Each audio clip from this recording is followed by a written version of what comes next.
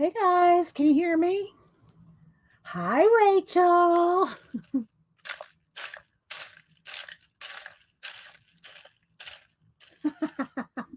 Hi, Ann Makes.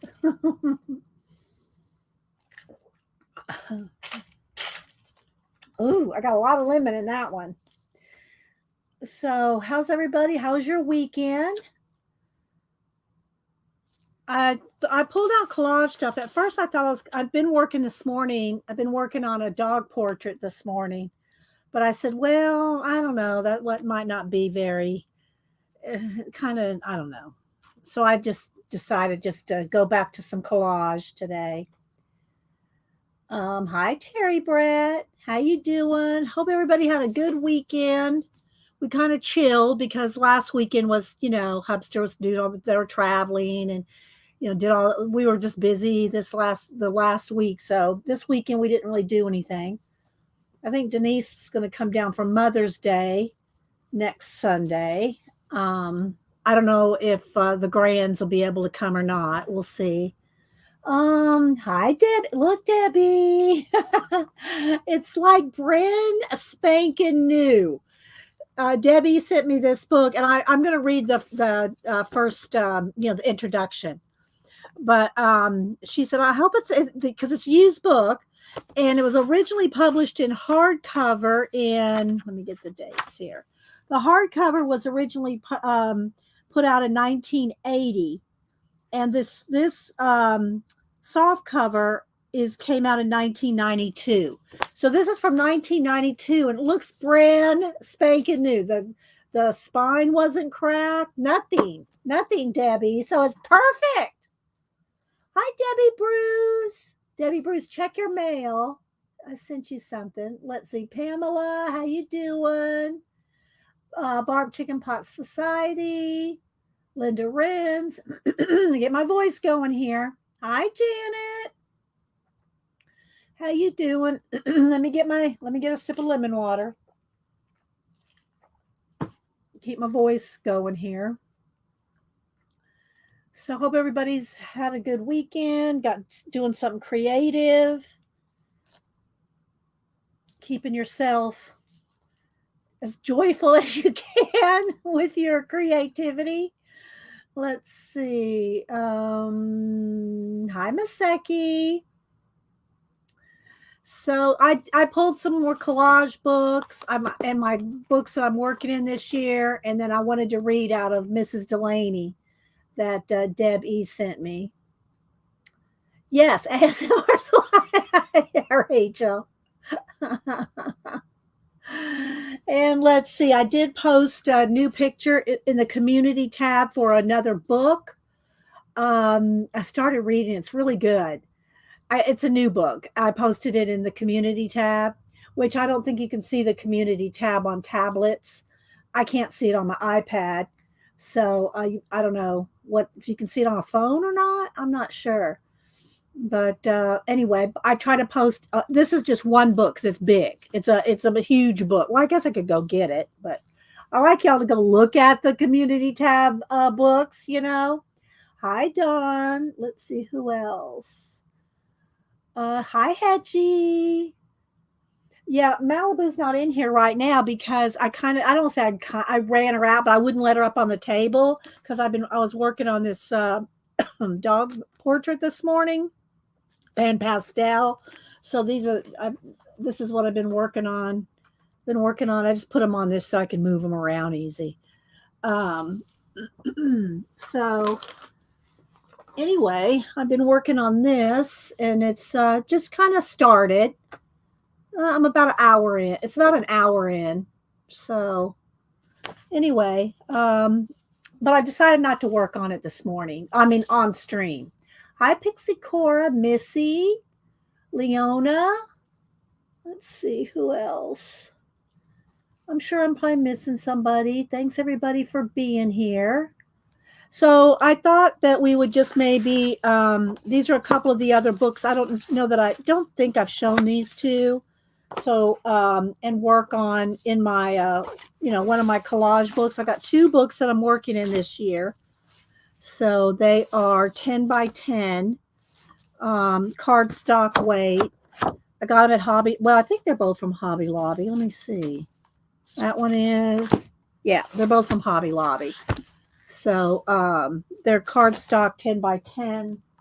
And let's see what else. I'm sure we can find something else to look at today. Oh, and Janet and I were talking about organizing, and I said, "Well, I made a list of things that I have like." Well, Mary Autier was organizing last week some of her shelves and some of her stuff, and I got to thinking. I said, "Well," and I don't know if she ever saw it, and maybe she already knows that I organize like with like.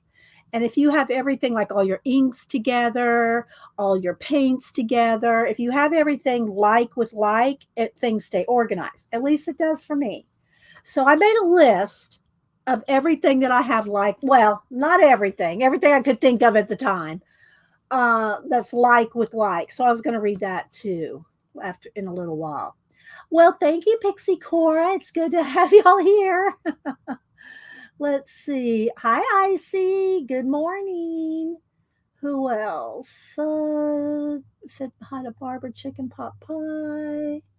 I think I've said hi to everybody so far. So thanks everybody for being here. So yeah, I don't know. This is unless y'all have something else y'all'd rather do or see. I just thought I'd work in some collage. I'll show again my little framed pieces that I did last week. We did that last week. Hi Sevyon. Who else am I missing? And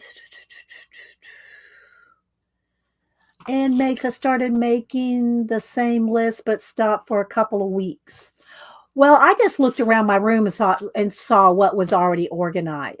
My room it's got a lot in it. You know, I've been in this room for 22 years now. I think 21 or 22 years I've been in this room. So, but I have it organized like with like. So I'll read my list in a little bit. Let's see. Oh, thanks, Deb. Thanks, Debbie. And so, yeah, we're going to read a little bit and give it about 5 more minutes. I like to say good morning to everybody, let everybody get in, settle in. Debbie sent me this book. We're talking about old decoupage, the ways that people, we used to do decoupage back in the day. And so I started making some of these little decoupaged frames that are 3-dimensional. And I remembered about I couldn't remember exactly, but y'all figured it out for me and found it. And then Deb E found the book and sent me the book. And I was thinking she was like, for some reason, I was thinking she was in the 1920s. She was in like the 1780s, or I'll find it again. And so anyway, and also, guys, she did not start her collaging or decoupaging, they called it then. She did not start it till she was in her 70s. Her 70s, people. No excuse. For cut down book and page. Oh, you're welcome. You got it? Good, Linda. Okay, you're welcome. That'll be fun. You and Timothy, or either one of y'all can work on it, So you're welcome. Hi, Raul. There's my Snapdragon. So good morning, Bacola. So anyway, yeah, so Debbie found the book. She said it was a used book. She didn't know what kind of condition it was in. It came out. The original was, what did I say? It was 1982 was the 1980 was the hardback. This one came out in the soft cover in 1992. Look, it looks brand new, Debbie. Looks brand new. So I have read the introduction. When I get a book, I read everything. I read where it's from, who published it, the publication dates, the acknowledgments, the contents, the preface. I read all of it. The introduction. And the woman that wrote this, Ruth Hayden, let's see if I can get this right. She was, I think, the great niece I think maybe by marriage, of Mrs. Delaney. And so yeah, I don't even know. This book was written in 1980. She wrote this, published in 1980. So I need to look up Ruth Hayden. I haven't looked her up. So anyway, so yeah, because I finished my book that I love this author. She does cozy mysteries, and I love her. And I think she's got 5 in the Scone Society. I think she has 5 in the books downstairs. So I put it back on my shelf since I finished it. But so when the 4th one came out, and I read the 4th one, I go, oh man, I can't wait for the 5th one. So Paper Cuts, Ellery Adams, and she did comment on my post there. So this was the 5th one. And the thing about I try to read her books slow because I know it'll be at least another year until they come out. And it's The Secret Book and Scone Society. She has other series too, but that I really love that one. So anyway, I've been kind of taking my time. It's taken me about 2 weeks. Of course, I read other things in between. But because I didn't want it to end, it's one of those things you go, oh, I got to wait another year till she writes another one. I'm hoping she writes another one in the series. This is, I think, the 5th one in the series. So I finished that.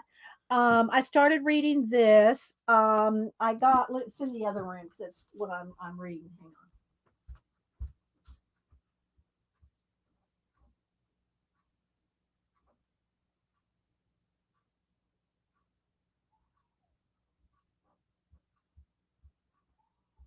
So amongst my nonfiction, my theology, my history, I'm always reading something. So this is the book, I don't talk about the books that I post in the community tab. I just post a cover. You can go look them up. But I found this David Hockney new and expanded edition of how the Renaissance and how they did their art so precisely. And that's what he does, rediscovering the lost techniques of the old masters. So yeah, so this is going to be a lot of reading, but the book was expensive, but look at the art in it. I mean, you just got so much art, and then talk about it all in the back. So anyway, this is the book that I posted in the community tab, and yeah, it's a big Mama Jamba. It's a big Mama Jamba book. So that's I'm reading that, and then I started this after I finished the Paper Cuts. All right, let's see. Hermit's Tale. Who else am I missing? Julianne. I said hi to Dawn. Roll. So yeah, so I'm going to read the introduction of this book, and I'm real excited to read it. So thank you again, Debbie. Let's see, who else do we? Let's see. Let's go over here to Instagram and see who's posted. Since I'm already over here, if y'all missed my post over the weekend, my new garden pictures, I try to post a garden picture every Sunday, a Catterday every Saturday, and whatever else we do during the week. Well, this is what I posted. I should bring it up on the iPad. But anyway, so it's in my garden in front of my romaine lettuce. And Janet's saying, I love gardening with you. And I went, cheers. We both got pizza and cups of coffee or whatever. So yeah, Janet and I are sitting in my garden. And just to give you a scale of the garden, it's 8-foot railroad ties, right? But sometimes it's hard to tell the size of the garden when you just see the pictures, right, with vegetables growing in it. Well, there's a scale. There's a side angle of the garden, and there's the Barbies there. So that gives you an idea of there they are there. That's how big my romaine lettuce is. Look how big my romaine lettuce is. I've never grown romaine lettuce before. So Hubster and I were looking at, how do you know when it's done? How do you know when it's ready to pick? It's huge. And apparently, if you want to continue it growing, you can start picking off the edges of the leaves around it, and it'll continue to grow. But from what I can understand, it needs to curl first. So these probably aren't done. It said 2 months or 2.5 to 3 months before the romaine lettuce is done. You love the lovely lettuce. Yes, Trisha. So anyway, I think it's probably got maybe another month. I don't know. Look how big I mean, they're this big. They're huge, but the leaves aren't curling over yet. So I'm thinking maybe they're not quite ready to eat. So anyway, and then I've got let me go to the last picture. So here's the picture from straight on. And you can't see the Barbies. They're back over here. Come on, come on. Come on. Come on. Pinch. They're back over in here. But I've got these are sandwich tomatoes on those ends. Those are cherry tomatoes. They're the three. All these right here in the middle are other peppers. And then I've got a big pepper plant right there in that corner. And I've got broccoli. I've got 6 things of broccoli over here. I've never grown broccoli before either. And then this big plant here is a berry bush so that the birds will eat off of that and leave my food alone, my leave the rest alone. And then in the very back, it hasn't started creeping up yet, but there's cucumbers back there from seed. And then you can't see it over here, I've got squash from seeds growing right here on this side too. So yeah. So there's my garden and the Barbie photography. You can pick enough for a salad anytime. Okay, okay. Because I said if you want to keep, don't cut the whole thing down, just pick off the leaves around the bottom, right? Just kind of, eat off the bottom and it'll continue to grow. So, yeah, but I got some big tomatoes that are coming out there. Let's see if you can see them better. There you go. See, you can kind of see the tomatoes in there. And over here too. Tomatoes in there, cherry tomatoes. They're starting to lots of little baby cherry tomatoes, but it's not growing up very much. But there's lots of cherry tomatoes in there. And then I've already picked a whole bunch of peppers off that pepper plant back there. So yeah, that's my garden and my Barbie. Yeah, Rachel. Oh my gosh. Hi, Rebecca Jean. So yeah, so Janet and I are gardening in the garden while we're eating our pizza and our coffee. And the cats are there too. So anyway, so that's fun. I love that. Okay, so now let me go over to, I know Terry Brett posted some new pictures here from the 3 prompts. Rachel, did you send me any the last few days? I'm not sure if Rachel sent me any on Messenger or not. Okay. So let's see. Oh, this was just a little drawing. I don't think this one from Terry Brett was a what do you call it? Prompt list, but she drew this little elephant. It says, "Oops, guess I really do need to start that new diet tomorrow." But that's not from the prompt. She just did that one. And here we go. So here, let me like these last two, her newest ones here. So these are from the prompts. Okay, the first 3 prompts were fork, flamingo, and taco.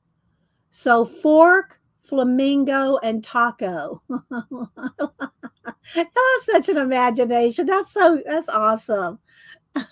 That's awesome there, Terry. And then the other one was fountain, bracelet, and anything metal. And she's got this little girl who's got on a bracelet that's probably metal. The little bird in the fountain. That fountain is awesome, Terry. Look at that awesome fountain.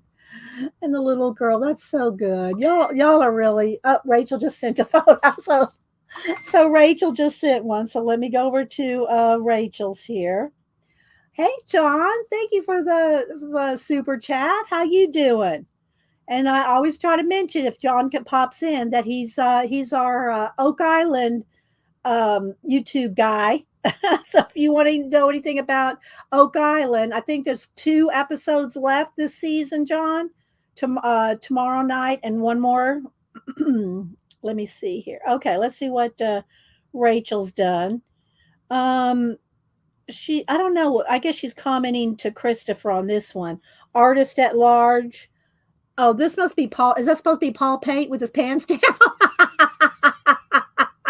uh, I'm not sure. And then these ones, let's see. She's got a couple more drawings here. This one and this one. This one says, what does it say? Something. No, it doesn't say anything. So I don't know who they are. I don't know who they are, but Rachel's drawn a couple more pictures there. Awesome, awesome sketches there, Rachel. Thanks again, John, for supporting the channel. Let's see. 2 shows to go, we said. Okay, 2 to go. Okay. So at 7 o'clock on Tuesday, or no, yeah, I think around 7 o'clock on Tuesday, he does a pre-show before the show comes on. Then Wednesday, he does a review of the night before show on Wednesday. So thanks, John, for stopping in. I appreciate it. Let's see if Rachel said, oh, they're friends. Okay, they're just some friends. Okay, well, they're awesome. They're good job. Now, I know you spent more than 5 minutes on these, Rachel. I know you spent more than 5, because she says she tried to spend like 5 minutes on her. Oh, wait, here's this one. I didn't see this. Did I see this one? Waiting for Van Gogh. Okay, so this one was a swing set, coffee mug, and Monet. Okay, so I don't think I showed this one. Waiting for Van Gogh. You're so fun, Rachel. Let's see. Hi, Julie Topaz. Happy marvelous Monday to you too. Oh, Wednesday Scott Clark is on. Okay. All right. Thank you, John. So y'all check out John's channel for anything Oak Island related. And he also has an awesome Facebook group if you are interested. Oh, wait, here's another picture. Why did I miss this one? I guess she's just popping them in. It's another person here. Awesome, Rachel. These are good. You need an IG. Everybody says you need an IG account, Rachel.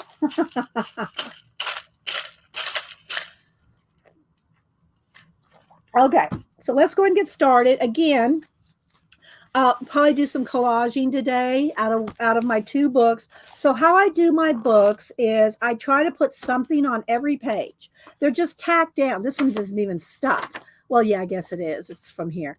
I just tack it down with the glue stick to get it started. And then here's one that's done. It's a little flashed out. Let me turn the light down just a little. Of course, when I go to work on it, I'll probably have to bring it back up. But anyway, so there's one. I think I've done 3 or 4 in these 2 books. We haven't done a lot because I kind of shifted gears and did a couple other things like doing these little frames, which is so hard to show because of the reflection in the camera. But so doing the little fairy houses and doors in there. So I did 4 or 5. Well, I think I did 5 all total of those. And let's see what else. Looking around. I'll read the list of organizing here in a minute. And then I got these 2 books to show. And then this is what I've been working on this morning before stream. I'm doing a dog portrait. This is just pan pasteled in. You know, I got my here's my colors I'm using right here, my pan pastels. So I'm doing this dog portrait that it's someone commissioned me to do it for someone else's dog that passed away, and so it's a memorial dog portrait. All right, let's see. You want 3 prompts, Raoul? Okay, let me grab the prompt box up here. And if anybody else wants 3 prompts, hi, Shelly. Who else? I'm just going to try to kind of mix them up as best I can. There's like a couple hundred in here. But sometimes it seems like we end up picking the same ones no matter how much I mix them up. All right, so let me just grab a little mini stack. So if anybody wants any, tell me now, and I'm going to stack them up here, and I'm going to pull them off the top. All right, so let's see. Terry will take 3. All right, let me pull Raul's and then Terry's. And also, guys, y'all can use them too. If you don't, if you post them, though, say what the prompts were so we know. All right, so here we go. Ready? Oh, okay, Inkwell. There we go, Inkwell. These are for Raul. Inkwell, Cowboy, and Frog. Inkwell, Cowboy, Frog, Raul. Okay, there's Raul's 3. Okay, Terry Brett, I'll give you let me put these over here so I don't put them back in the thing till the end of the day. All right, so Terry Brett's 3. Here we go, right off the top. Truck, Oyster,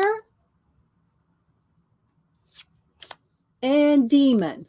Did you have that already before? If you have, if I give you the same one, tell me and I'll pick you another one. So how are those? Do you want those 3? Oh, here's, all right, Vulture. All right, here, I'll let you pick amongst these 4 because this one was stuck in there. So use any of those 3, Terry. Use any of those 3. Truck, Oyster, Vulture, or Demon. So you pick the 3 you want, okay? Hi, Cat and Paste. Thank you, Debbie Bruce. Tori wants 3. Okay, Tori O'Neill. All right, let me move these. Tori, here we go. Ready?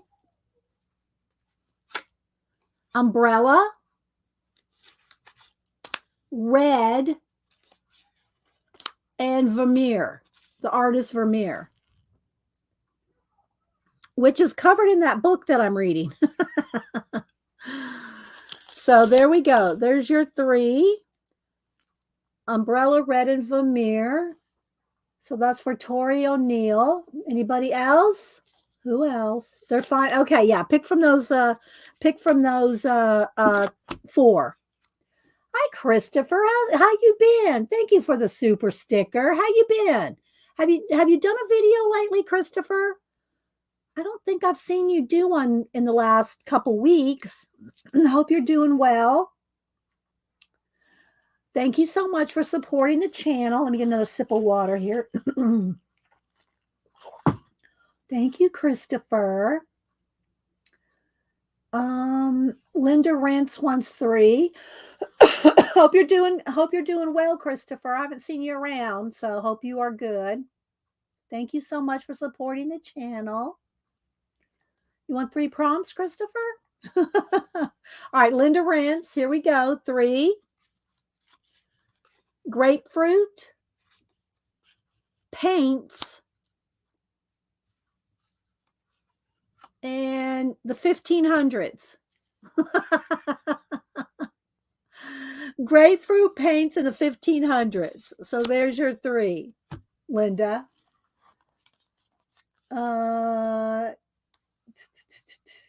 Thanks, Pacola. It's good to see you. It's always good to see people that I don't see every time, make sure everybody's well. Hi, Connie Dunn. Who else? Let's see. Scrolling. Okay, if anybody else wants any prompts, let me know. Okay. I have a little stack here ready to go.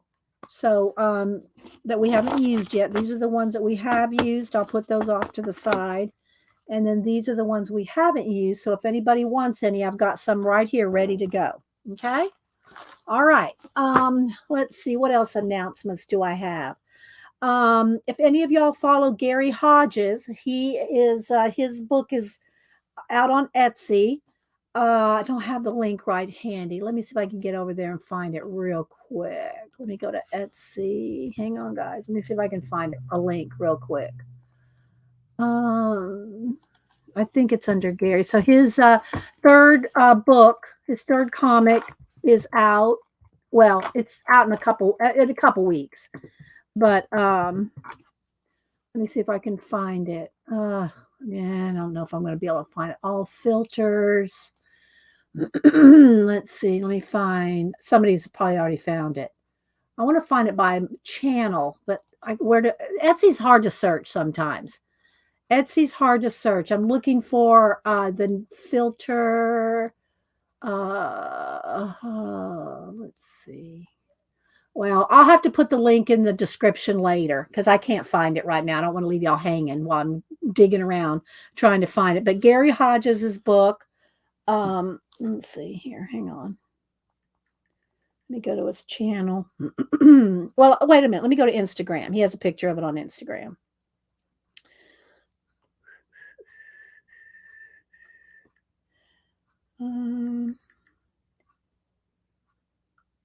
And his channel is D versus M. Let's see. I got to look at, not by his name. I got to look up by Dinosaur versus Marsbot. Hang on.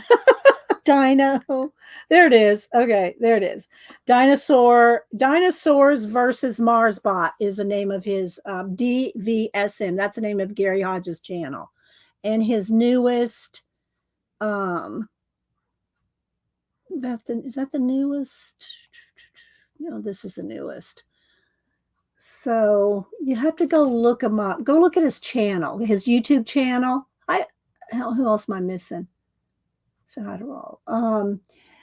Go to his YouTube channel. If you look up Gary Hodges on YouTube, you'll find him.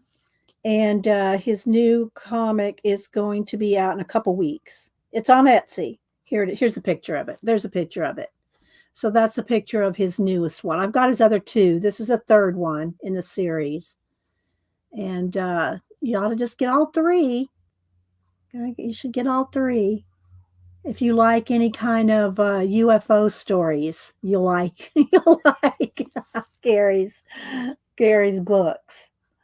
Let's see. Who else am I missing? Oh, somebody else wants prompt. I made a list of over 350 prompts just in case. Oh, good, Rachel. It's actually fun. It took me, I think I was watching when I made my list of, there's a couple hundred. I didn't really count them. Whoops. I didn't really count them, but there's a couple hundred in there. I made them while I was watching a Tattoo Age about tattoo artists, famous tattoo artists. I was watching like a little mini marathon. So it took me about 3 hours. It took me about 3 hours to make all those. I don't know how long it took you to make your 350 prompts, Rachel. But anyway, thank you, Picola. There's his Etsy link. And also, guys, his YouTube channel where he talks about it is very interesting.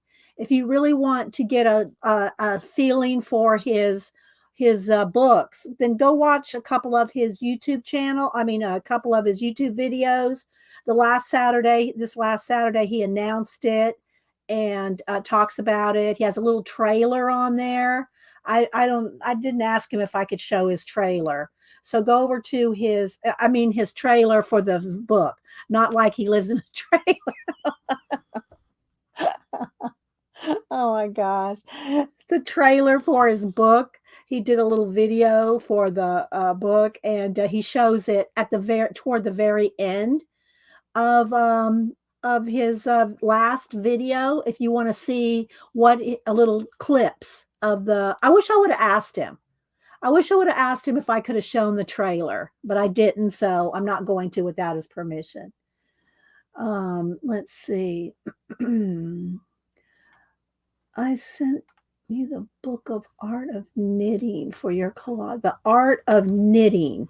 Yeah, I remember that, Bishop. I remember the Art of Knitting. I don't think I read it, but I looked at it. And good morning, by the way. And let's see, I said hi to Connie Dunn, Kayla. Okay, so let's go ahead and get started. I've said, try to say good morning to everybody and shout out and do prompts and everything else. So let's go ahead and I want to read the intro out of this book. So I remember this book from a couple years ago. I saw it in the bookstore and I didn't get it. And I don't know why at the time, but so when I was talking about, y'all know we do collage. And when I started doing some of these little, they're more like decoupage. They're like 3-dimensional collage. If y'all remember doing these like back in the 70s or whatever, well, I knew that they'd been way, way before that. So I looked up a few of them on Pinterest. And anyway, I remembered this book. Well, I couldn't remember. Y'all found the name of the book, and Deb E. found it at a used book, and it looks brand new, even though this edition came out in 1992. The hardback came out in 1980. And I was thinking Mrs. Delaney was from just like glancing quickly at the book in the bookstore a few years ago, pre-virus. I was thinking she was from the like 1920s, but all right, let's see. I'll go ahead and read this, and then I might read the intro.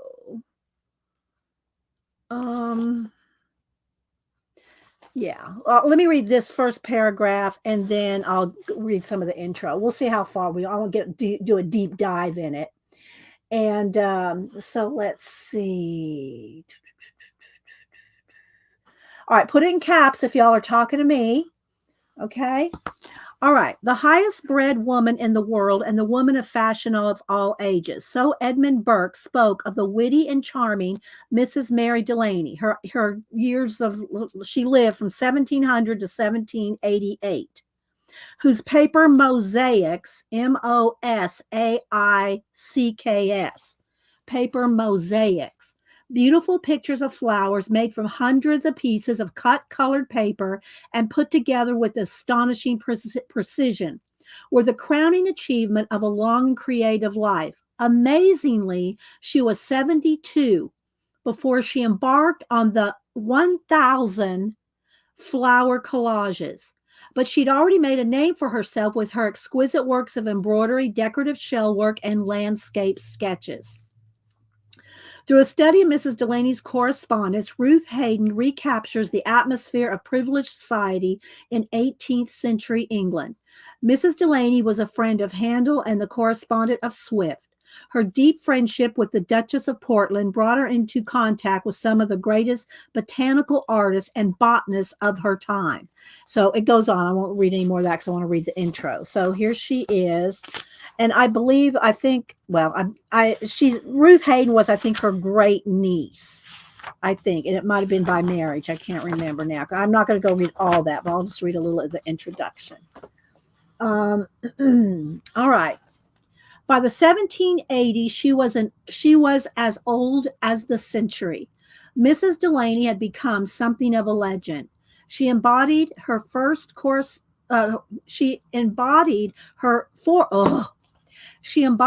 her contemporaries, particularly the younger set, virtues which were admired as characteristics of the passing age of enlightenment: propriety, style, and wit. She also was widely loved for her goodness of heart, a virtue perhaps less commonly found in combination with the others. The much younger, let's see, I don't want to read about all her relatives, and the range of her interest in social contacts was very wide. She was a friend of Handel. I read all that on the back. She was a poet and patron of the Pope, knew Burke, was wooed by John Wesley, entertained, and goes on and on, Lord Chesterfield in Ireland, the Duchess. She was in good company, right? I don't want to read all this, so I'm kind of trying to skim. Her personality is vividly reflected in her much undervalued letters, and so she wrote a lot of letters to a lot of people, and I think Ruth Hayden inherited a lot of this. After Dr. Delaney's death in 1768, her close friendship with the Duchess of Portland gave her creative powers a new stimulus. Her inborn love of nature, eye for detail, intelligent curiosity, all fed on the fine garden, and talks about all the garden. Let's see. Let's keep going here. So here we go. Gaining understanding of the structure of plants classified now according to, let's see, surprisingly, she started the mosaics so late in life. What exactly did this work amount to, which Sir Joseph Banks and so many others encouraged her to carry through until almost 1,000 plants were represented, and only failing sight forced her to give up as an old lady of 82? For these mosaics are collages built up and often very small, separately cut pieces of colored paper representing not only conspicuous details, but also contrasting colors or shades of the same color, so very that so that every effect of light is caught.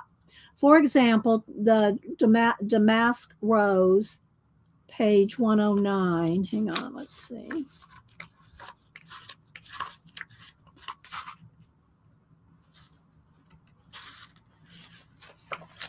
The rose right here. These are, now remember, these are all paper.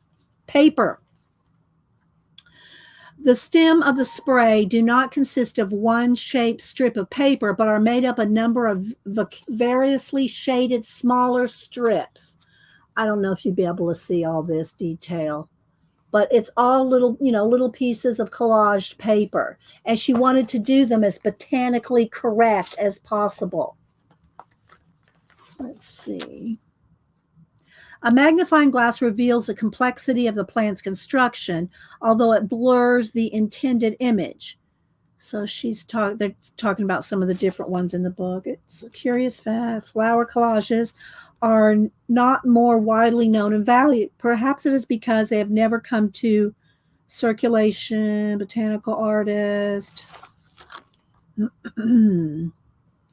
Paper mosaics, compare samplers. Perhaps the details of her art given in the following pages and the reproduction in this book will help to correct such a serious misconception and to establish her in the minds of the interested public as a gifted and highly original artist. So this was from the guy from the British Museum. And what was it I read? I read some of the preface here. Okay, here, I want to read some of this. As children, my sisters and I were introduced by our father, a clergyman, that if the house should ever catch fire, there were two items which should be rescued first: his sermons and the Delaney. The latter was in reference to a magnificent panel of embroidery which hung in our house, part of the court dress of our ancestors, Mrs. Delaney, which she had designated and embroidered herself. Though conscious that Mrs. Delaney was a fine and gifted woman of the 18th century, it was not until middle age that I began to be interested in her life, encouraged by the chance to study 6 dusty old books left in my house by a relative. The books contained Mrs. Delaney's letter to her sister Anne and to her niece Mary, together with those from her friends. The letters, which had been edited by Mrs. Delaney's great-great-great niece, Lady Landover, in the mid-19th century, have a style and sincerity of writing which makes them, for me, compulsive reading, with various spellings, provided interest. In addition to continue, okay, let me keep going. With a remarkable degree of detail, she recorded the style and design of the houses she visited. That's when she did sketches when she traveled around the world. Since the second edition was published in 1992, I was trying to see how Ruth Hayden is somehow related to her, but I'm skimming over it. So a more recent discovery was a little pocket sketchbook containing drawings made during Mrs. Delaney's travels from London to Dublin and all the different other places that she went. I'm conscious without many, and then she gives all the acknowledgments. Windsor Castle. I mean, so she is very well known. Hi, Devin. So I'm just going to kind of flip through just so you can see some of her collages that she did, that she was trying to do botanical, like a lot of, botanical artists of the time did drawings and paintings of botanicals to keep records of them. But she did paper collages. So these are all in paper. And of course, it's her history and everything in here. Her marriage. And I'm going to read the whole book. I haven't got very far in it, but I wanted to show y'all some of the photography in this is stunning. I mean, they did an excellent job in the photography. And thank you, Deb E., for sending me the book. So, because y'all know I love me some collage. Let's just skip through. There she is here. Isn't it awesome? And like I said, she didn't start those till she was 72. And she worked on for about 10, 15 years, however, into her 80s, and it made over 1,000 of them.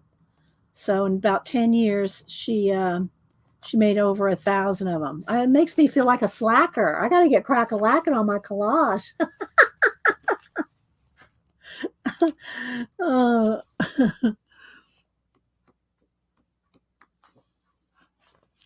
look at that poppy. Look how vibrant.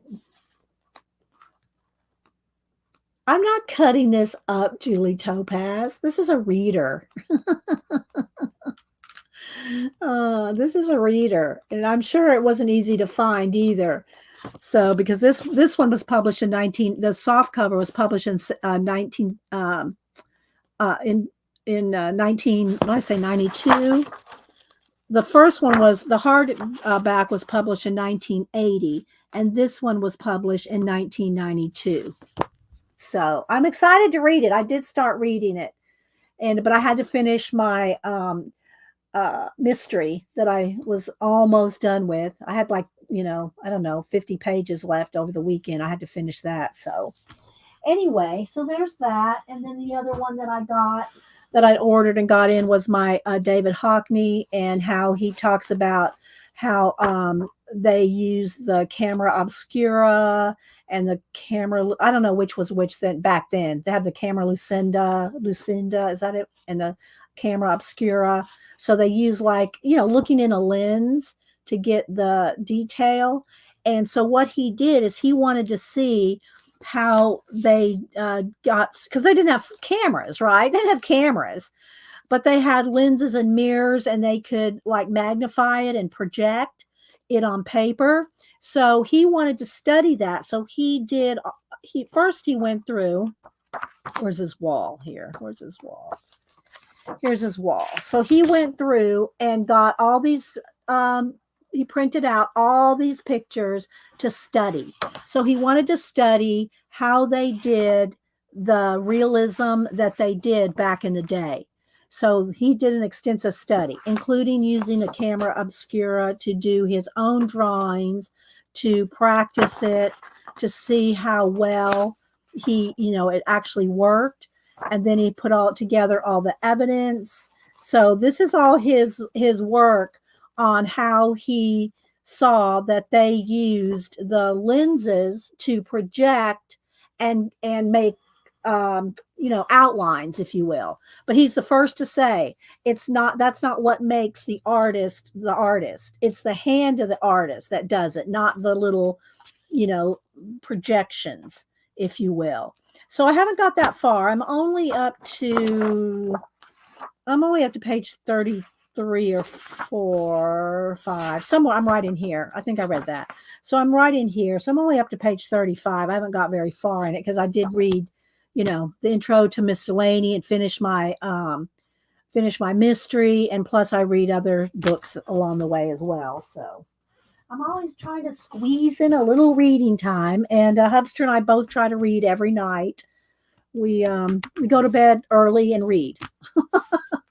Okay, so this is the other thing I was working on this morning. If you missed it, I'll show you the photo I'm working from if you want to see it. I got families texting me. Who else is texting me? Let me see real quick here. It's my sister-in-law's talking to Hubster. Okay. So anyway, this is the picture I'm working from, and this is as far as I've got so far. So yeah, not that far. Okay, so, but I think it's coming along. It's coming along nicely. Okay, so I can't resist those hands. Before I start into a collage, I wanted to get out this is my current sketchbook idea journal. And let's see, let me make sure I'm not missing anything. Lisa, oh, good. Oh, we try, Rebecca. We try to, share. I try to share everything I know. If someone has a question, if I have an opinion on it, or, know something about it, I try to share everything with you, how I do everything. And that's why, every time I work on a collage, you're going, oh, we already know how you use golden matte medium. You scrape it down, you paint it out. Well, but I still tell you in case you're new. You do, Pixie? Y'all read at night? Yeah, so do we. Okay. Let me add a little more water to that. Woo, that's sour. I added too much lemon, but it's good. So I got a couple more books here. And but before we do that, let me go ahead and go into my this is my current note taking sketchbook ideas, whatever. So right here. Okay, let me move it off the table so I can read it to you. Otherwise, you'll just see it, and that's no fun. So if y'all want to, if you don't know, if you want to know some ideas to, how I organize my studio is like with like. Paints go with paints, markers with markers, pencils with pencils. I love saying that. I love the way some of the European girls say pencils. I just love that. It's the way it sounds. So anytime I say pencil now, I like to say, hi, Paul Pate. I think, if I'm not mistaken, Rachel, was this a picture of Paul that you drew?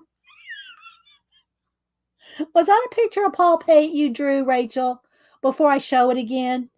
Am I mistaken? That one that you and Christopher were talking about, and you was that Paul Pate you drew?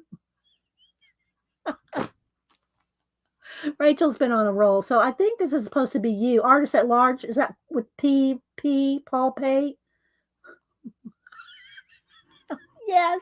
So yeah, because Christopher on his YouTube channel, and Christopher Runciman streams every Monday through Friday at 2 p.m. Eastern, and if you're good, he'll bring up a picture of Paul Pate and say he's giving you a Polly. Oh, that's pantless Paul. Now Paul's probably already ran out the back door now. But anyway, if y'all don't follow Paul Pate, he does a Saturday morning YouTube channel where he does his work, and he does all his digitally.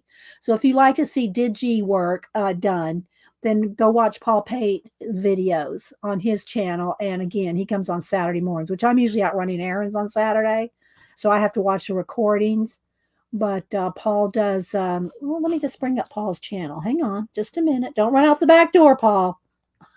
Let me go to my phone here.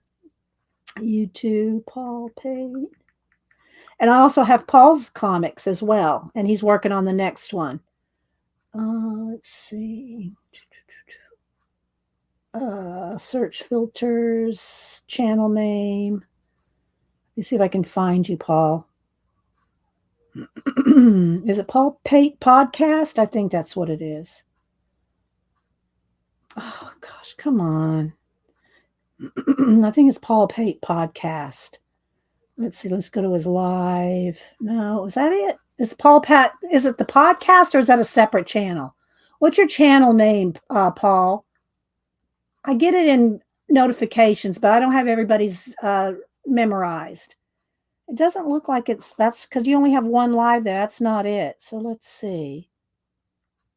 Got Paul Pate animation. Oh, here it is. I think this is it. Yeah, here it is. Okay, let me go to Paul's here. Hang on. I'll skim through here. So here's. And let me get over to where he's working. There we go. Oh, I can't do the music. Let's turn the music off. So yeah, so he's working digitally here. So yeah, let's skim a little more. Come on, load up. It's not wanting to load. Well, you can kind of see a little bit of his cartoons there. So yeah, just Paul Pate. Okay. All right. So thank you, Paul. So let's see what else is going on.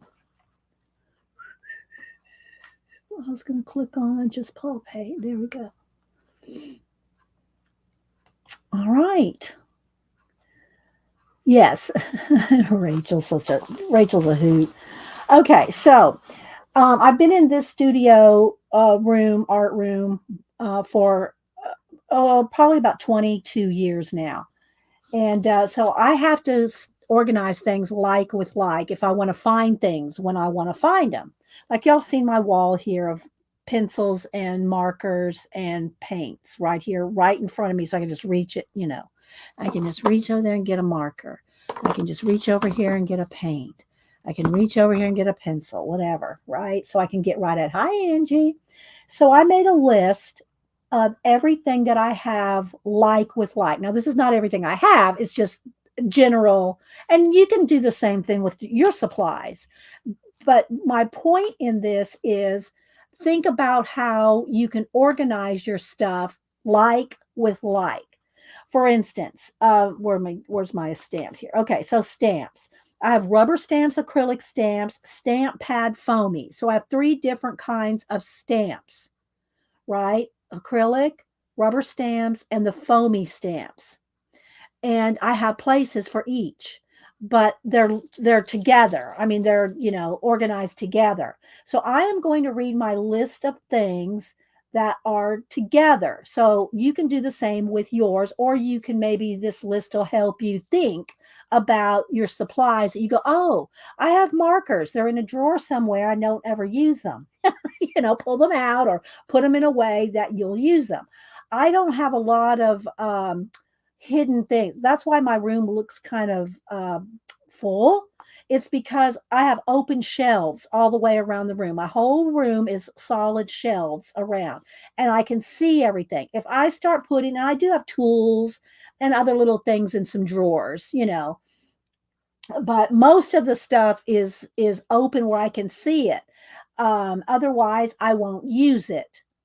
So, like I said, I have a couple tool drawers, a tape drawer, some glues. I have things that are in some drawers, but most of my stuff is out in the open where I can see it and grab it and use it.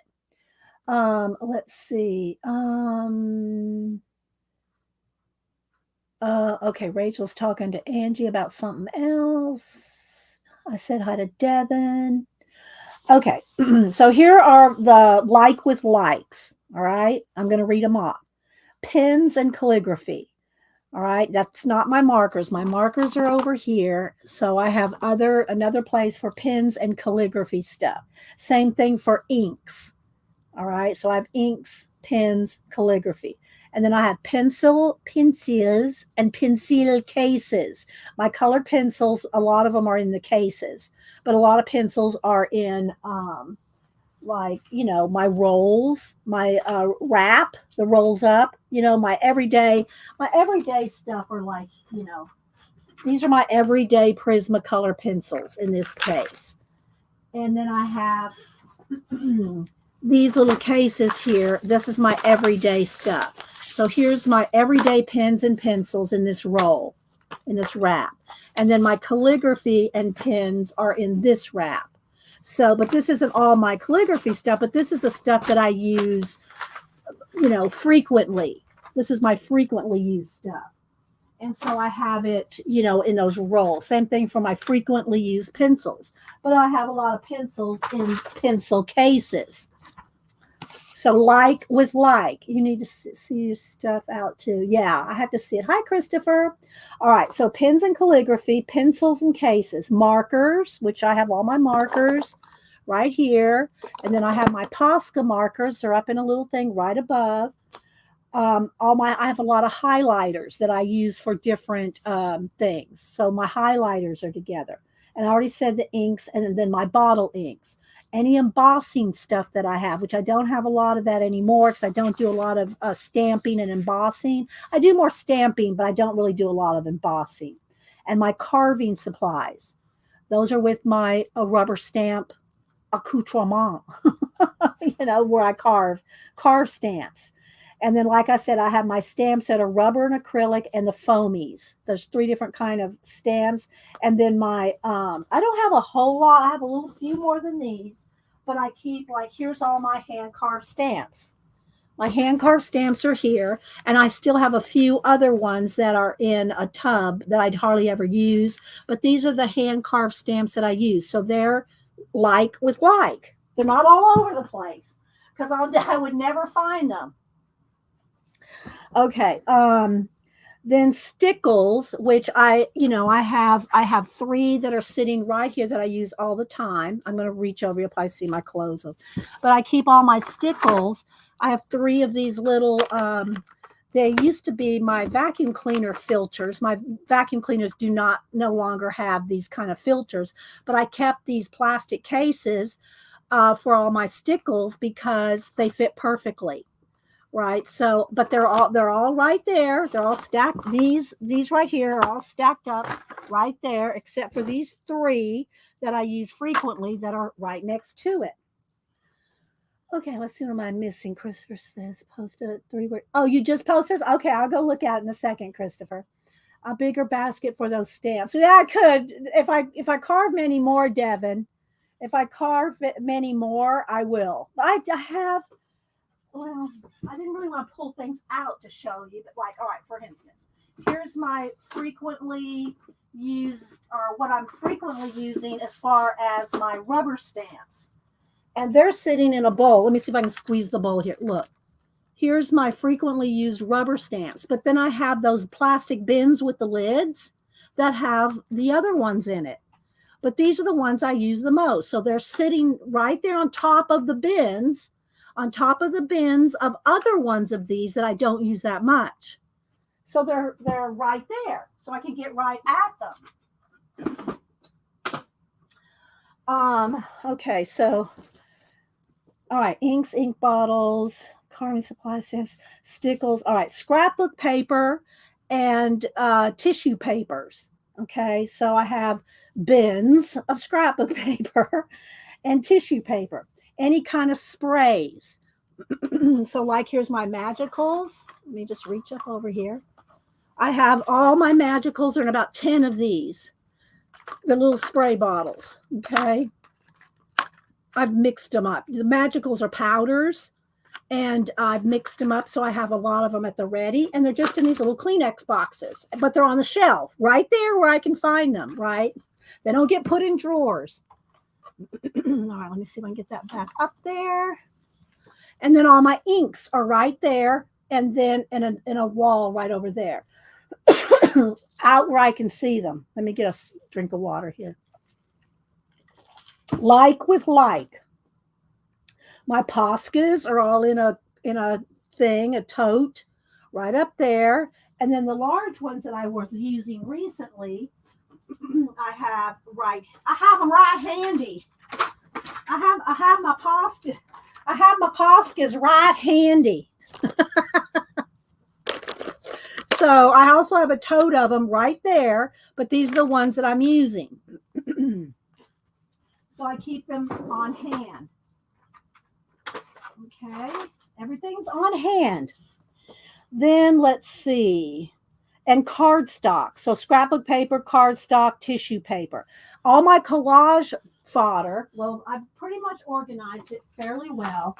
Collage fodder all goes in these little plastic envelopes. Okay. All right, let's see here. ATCs, art cards, and zines. Of course, now y'all know I have a box for my zines that Janet made me. Let me pull that little beauty off the shelf. So, my zines from zine swaps and things fit in my Janet zine box. My zine. So Janet handmade this box. Janet made this box for my zines. And it's smooth as silk to put back together. She handmade the box, people.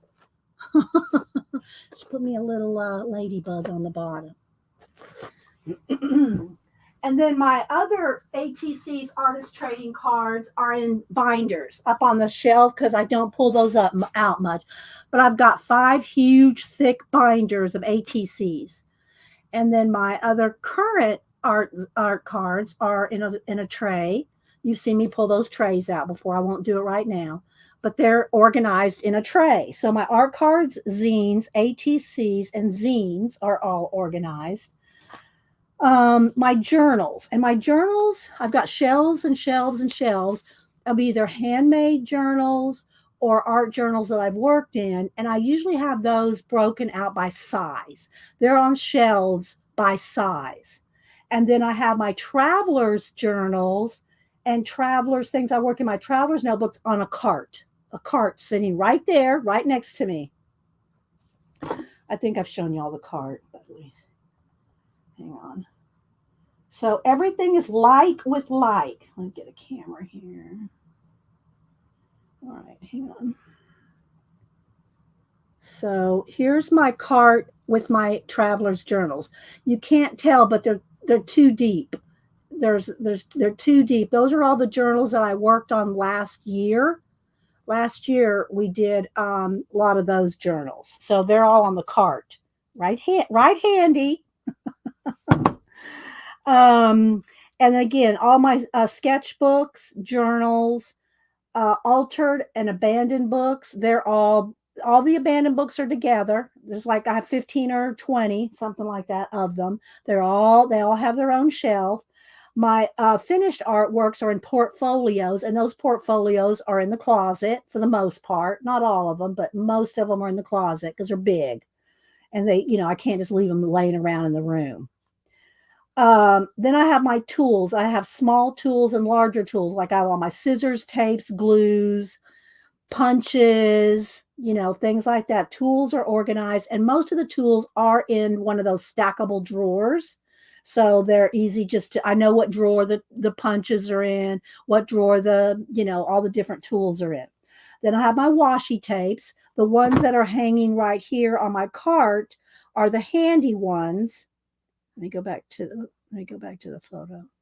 I have some washi tapes that are right here on the card, but then I have right next to it are my bins and trays of washi. They're all right together. They're all together. Everything has to stay together. Hi, Colleen. I'm just talking about like with like. Hi, Kathy Berg.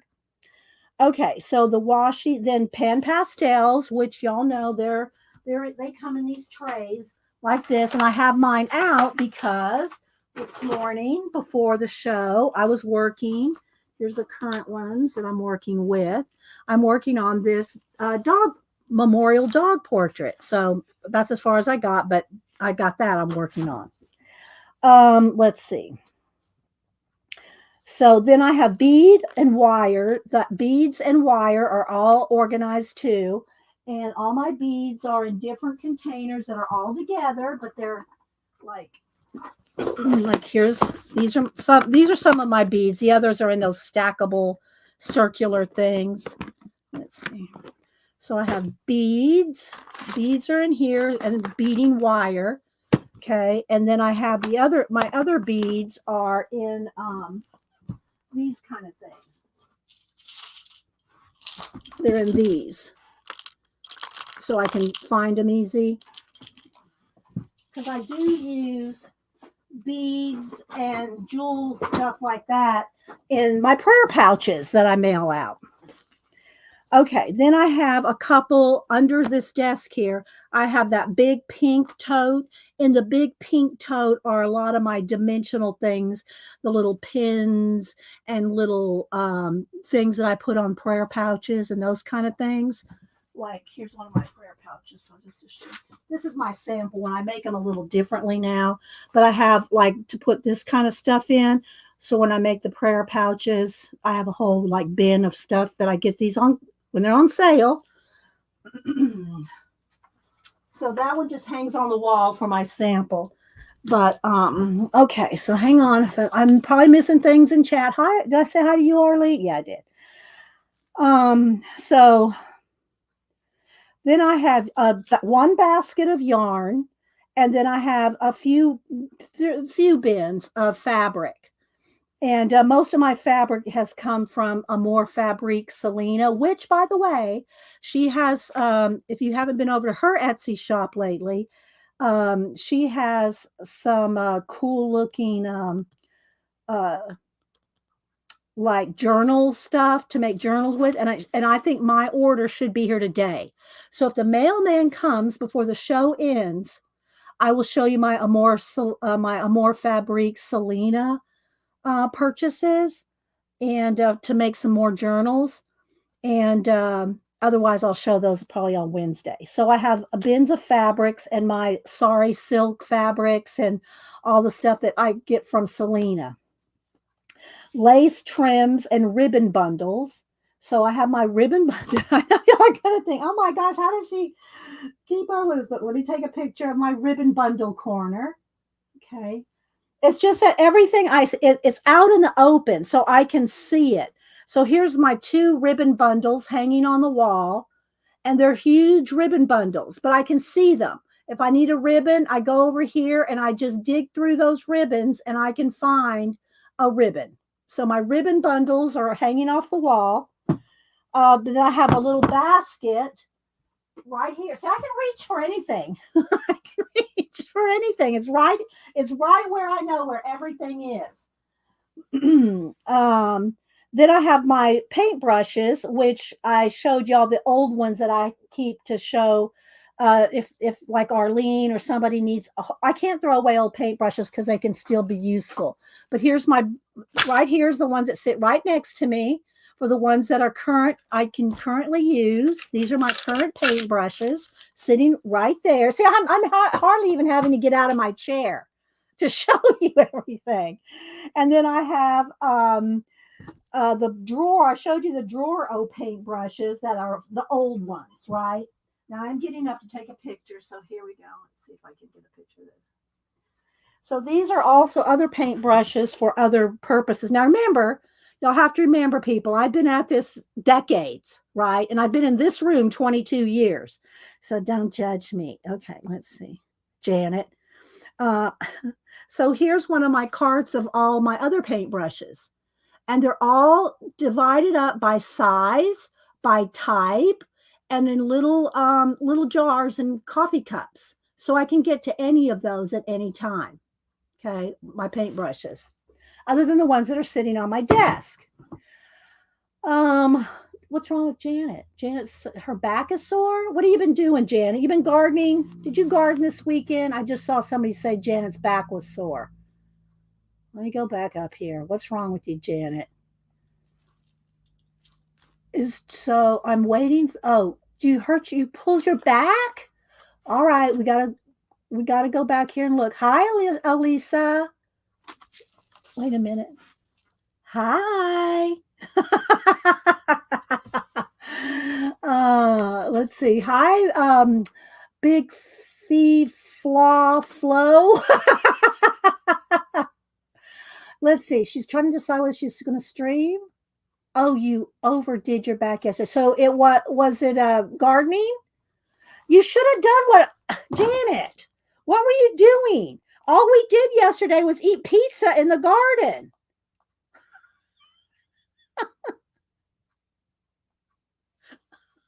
Janet, how did you pull your back? Oh my gosh. This is what you should have been doing. Okay, well, I hope you're okay. I saw somebody saying you're taking some medication. Oh, let's see. Okay. All right. So back into the like with like. Then the brushes, old and new. Then my postcard boxes. So I showed y'all how I have different postcards that I have different boxes for the different postcard sets. Flowers. Now I don't have a lot of flowers, but I have a big plastic bag of flowers that I really got rid of almost all my flowers some years ago, but I bought a few for Barbie photography, and they're in the mural room closet. In the mural room closet, I have the larger, like the Barbie truck, the Barbie cart, the bigger Barbie furniture, if you will, the Christmas Barbie stuff. That's in the other closet in the other room that only gets pulled out, like, Valentine's Day stuff's pulled out once a year. Christmas stuff's pulled out once a year. And they're all sorted in different bags of Barbie stuff in the closet in the other room. And then my other Barbie clothes and Barbies. I don't even want y'all. Maybe I should go take a picture of it. If anybody wants to see my Barbie cart, I will go take a picture of the Barbie cart. I'm not talking about the one Denise bought me. That's the Barbie. The Barbie condo is the drawers that Denise bought me. Well, I don't know if I think she bought it for me. She bought me the Barbie cart. I can go take a picture if you want to see the Barbie cart. But anyway, so they're all the Barbie stuff's organized. Stickers and sticker books are organized like with like. My watercolors. My watercolors are all like with like almost all. Well, I can't. I'm not going to pull. The tray's literally right behind me. I have a tray of watercolors. I can move the whole tray when I want to do watercolors. I no longer do oils. I got rid of all my oil painting supplies except for one roll of sable brushes that I don't use because I don't do oil painting anymore. But I don't. I got rid of all my oil painting stuff. Hi, Annie Tanner. You want to see the Barbie cart, Alyssa? Okay, I'll go take a picture as soon as I finish reading this list. And I also want to show Christopher's prompts here in a second. Okay. So the watercolors are all together. Of course, all my acrylic paints are right here. I have other acrylic paints in a drawer right next to me of the nicer, if you want to call it artist grade acrylic paints, but I really don't use them because they leave a shine. And most of my acrylic painting is mixed media, and that includes all my collages. And these are matte, and I can use color pencil with them. Whereas the artist grade, nicer acrylic paints in the tubes, they have a sheen to them that resist colored pencil. So I'm more apt just to use my paints that are right here. My large sheets of paper, they're all in one big bag. Let me sitting right here. Let me show you. I'll show you a picture. I guess I could just show you. Well, y'all take it gone around my room with me. Hang on a minute. So my larger sheets of paper are there and right here. So let me show you all those. Okay, so my larger sheets, like I'm talking like full on sheets of paper, they're in a tote bag here next to my cart. So you can see they're all rolled up. So here's all my larger sheets of paper there.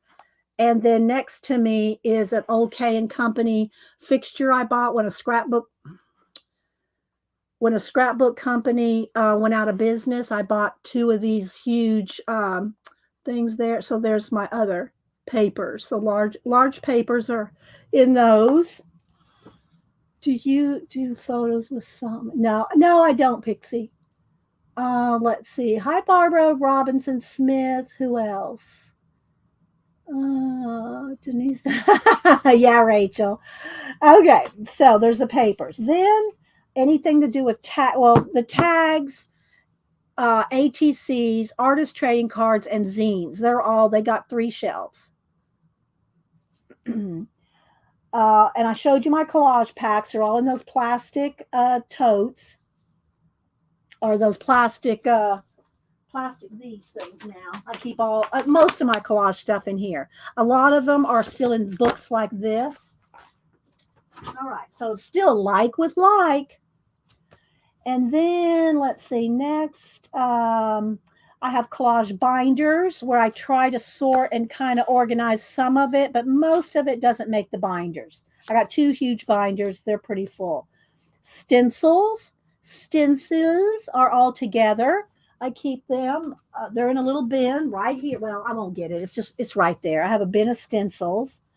Then I have a bin of old jewelry, like old, faux jewelry, to use on different 3D projects, and 3D items, like those little mushrooms that I bought to put in the little frames, things that can go in here like this kind of stuff, the little flowers and the little 3-dimensional items. I have a bin for those.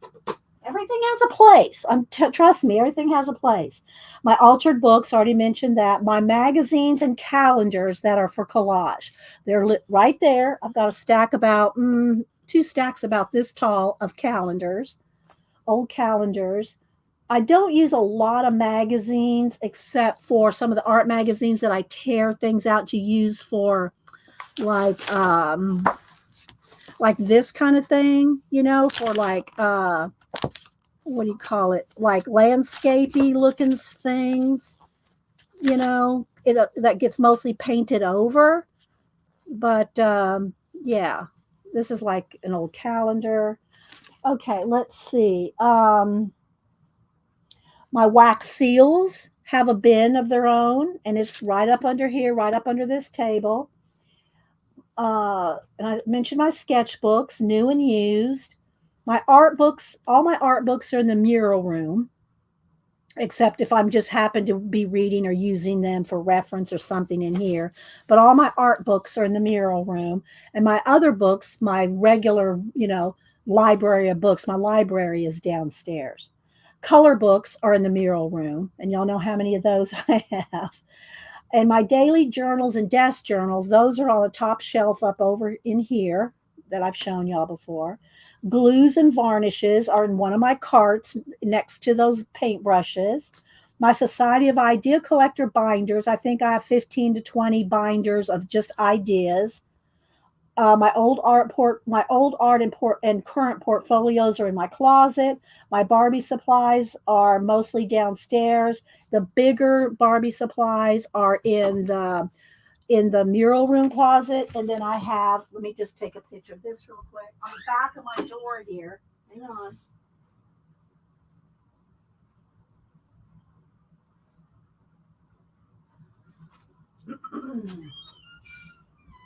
So other than my Barbie cart downstairs, on the back of my door here, I have one of those shoe holders, that are made to hang over your door to put shoes in. I have my Barbie stuff in here, the bathtub, the horse, the gardening stuff. So all this, there's my little cart from Arlene. So all of this is on the back of my door. So I can find my Barbie stuff. So I can find all my Barbie stuff really easy. Okay. And so that's it. So here's everything that now I'll show you the list. So here's the list. I wrote it kind of big, so if you want to see it, but this is the list of like with like, everything that goes together. Would you consider doing a paid course in beginner's collage?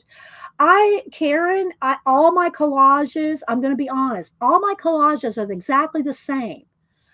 Everything I do is exactly the same. Like when I'm going to do a collage today, I've already got some things glued down as far as, but if you have any questions, just ask me.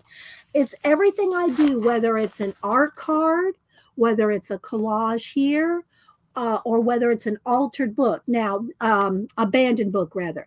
The only difference is sometimes, like in the abandoned books, I start with something already on the page and change it. I reverse collage it. But like, for instance, ask me the main question that you would like answered with collage. What's your main question, Karen? And ask me right now. What's your main question? And then this is my current just idea book and things that I'm, for this year. This is since January. This is my book that I've worked in since January. Okay, so what is your main question? Think of that question, and while I go down, take a picture of my Barbie cart for, I think, was it Devin? Whoever asked me. Hang on, I'll be right back.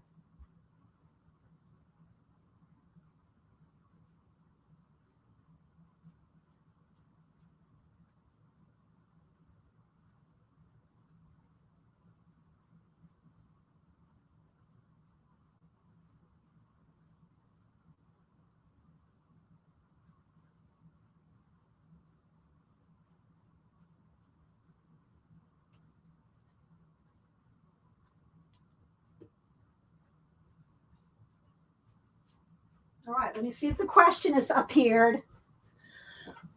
Let's see. I see no question, Karen. And again, if y'all missed, this book is the book that's in my community tab.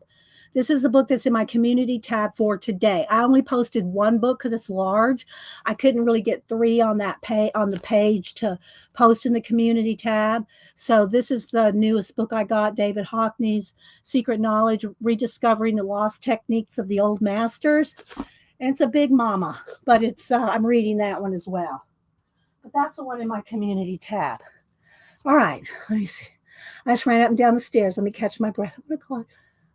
But like, end goal in mind when I start. I just don't know how to start.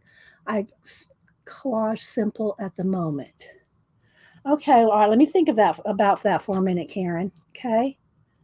Because for me, well, let me show these pictures and look at Christopher's IG, and then because then we're moving into the collage. Thank you, Devin. Thanks for sharing all your knowledge and inspiration. Oh, thanks, Devin. And if y'all missed, Devin did a flip through of her. Karen, you need to go watch Devin's video that she just did over the weekend. And she got a lot of tips from me, but she made it her own. I talk about how to use golden matte medium and the different, things that I use and how I do things. And Devin has a journal that she posted. So if y'all missed seeing Devin's journal that she posts, collage journal flip over the weekend, she did that. All right, let me see. Go to my photos.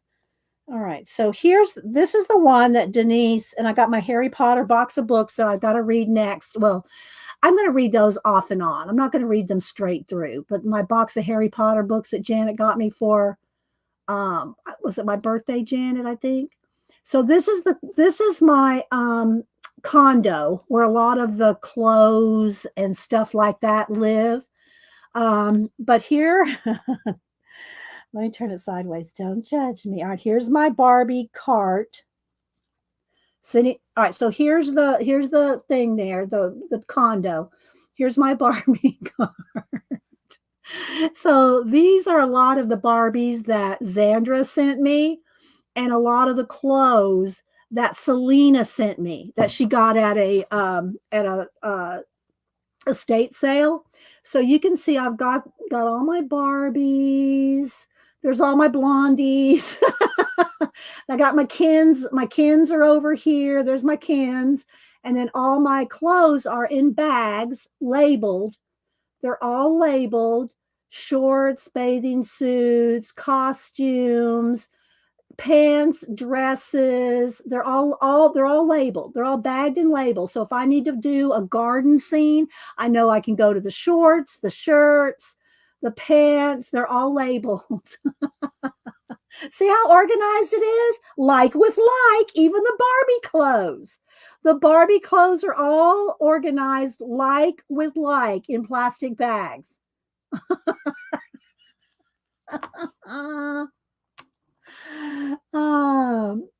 Oh, thanks, Devin. But you explain what you did, so that's still informative, in my opinion, Devin. Thank you, Pacola. There's the link to Devin's reverse collage video. Yes, I do. And Barbie, yeah, that Barbie has lots of clothes. Selena, where I buy my fabrics from, she went to an estate sale and found a bunch of vintage Barbie clothes. I mean, a huge box, huge box. I think y'all saw the video I posted with it laid out. And then Zandra sent me all the Barbies from her daughter, who's grown. And it was so funny. I wish Zandra was here. But Zandra said when she sent me all these Barbies, she said her daughter never really played with Barbies. She said, you think I would have got the hint after the first 3 Barbies. But she kept buying them. I probably got about, I don't know, 50 or 60 Barbies from Zandra, including the Spice Girls, Marilyn Monroe. And those specialty Barbies are in the condo. They're in the condo. So let's see if I can turn this. Come on. Well, it won't turn. But anyway, they're in the condo. Marilyn Monroe, the Spice Girls, they live in the condo. There it is. That's where they live. Hi, Annette. So anyway, my whole point is the like with like. All right, so now let's go on to collage. Like with like, except the wheelchair Barbie. Well, no, the wheelchair Barbie is downstairs. She's right. I can show you exactly where she is. Oh wait, no, I took her back downstairs. I had her out for Easter. I had Arlene out. See, I got my Arlene. Arlene, your wheelchair is right there. everything is, because it's like with like. So, all right. Let me go over to Instagram real quick, and I wanted to look up anybody else I missed. If I missed showing your prompts over the weekend. And again, there's me and Janet in the garden, which she should have been sitting down eating pizza with me instead of throwing her back out.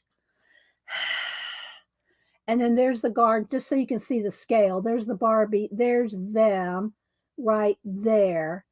And there's my romaine lettuce. And I already talked about all my garden, so I won't talk about it again. But let's see. Let me go over to Christopher. Let's see what he posted. His 3 prompts. What were his prompts?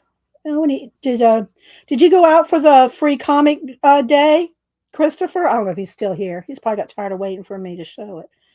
I'm not sure if this is, no, this was something else. Was this Rat, Oyster, and Edward Munch. So he did a comic here, and Christopher will do a whole comic. He doesn't just do so there's a rat, an oyster, and there's the scream. He did the scream. Good one, Christopher.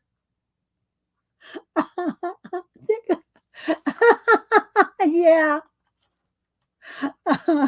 So there's Christopher. Go over to his channel. It's Christopher_Runciman_Canada. He's in Canada. So there's his channel name stretched out right there. But that's cool there, Christopher. So y'all go read his comics over there. He does post every single day, and he streams Monday through Friday. And if you want an idea, if you want him to do a 1-page comic, then he will do that on his stream. Let's see. Dee Dee posted IG pic with one of her books I worked on for Leisure Arts. Yes. Did you work in that Christmas book Ann makes? I showed the book, the Leisure Art book, but I didn't know you. I think I asked you at the time if you worked in that Christmas book. Did you work in that Christmas book? Quick visit to spend the weekend building a garden shed for my neighbor. Well, I hope your back's better than Janet's is today, because Janet threw her back out, apparently. Yeah. Apparently Janet threw her back out. Oh, you worked on diamond art? There wasn't diamond art back then, was there? I'm talking about in the 80s, Ann makes. That's when my books were out. Ann Meggs was talking about when she said she worked for Leisure Arts. I'm not sure what years, but I worked for Cross My Heart Cross Stitch Company back in, this is from 87 and 88, where I designed these cross stitch patterns. And these are all, this is before computers did them. These are all done by hand. Every one of those little symbols are all drawn with the technical rapidograph pen. And yeah, so here's the final results of my drawings. So I did the drawings in color pencil. We put them on thin paper, and then from the thin paper, you would look at the colors that I drew, and you'd have to make a graph, a chart, based off of my drawings. And I worked for this company for, well, 87 and 88. So okay, so let's go ahead and get started. Let's go ahead and get started on some collage. And again, these are the 2 books that I've designated working in this year. Let's zoom in and turn down the brightness a little, because everything wants to flash out depending on what we're showing. But last week we did some of these. I did some of these little 3-dimensional collages last week, and they're in the frame, so of course they're going to flash out. And with the little fairy houses. But these are the 2 books that I've designated for 2023, which I will not finish these books this year, but I'm working in them. let's see, now I got to turn the light down again. It wants to flash out a lot. There we go. So I've done a few pages, 5 or 6 in the 2. But what I do in a book like this, now this is different than how I do my reverse collage in the abandoned books. In the abandoned books, there's already something to start with.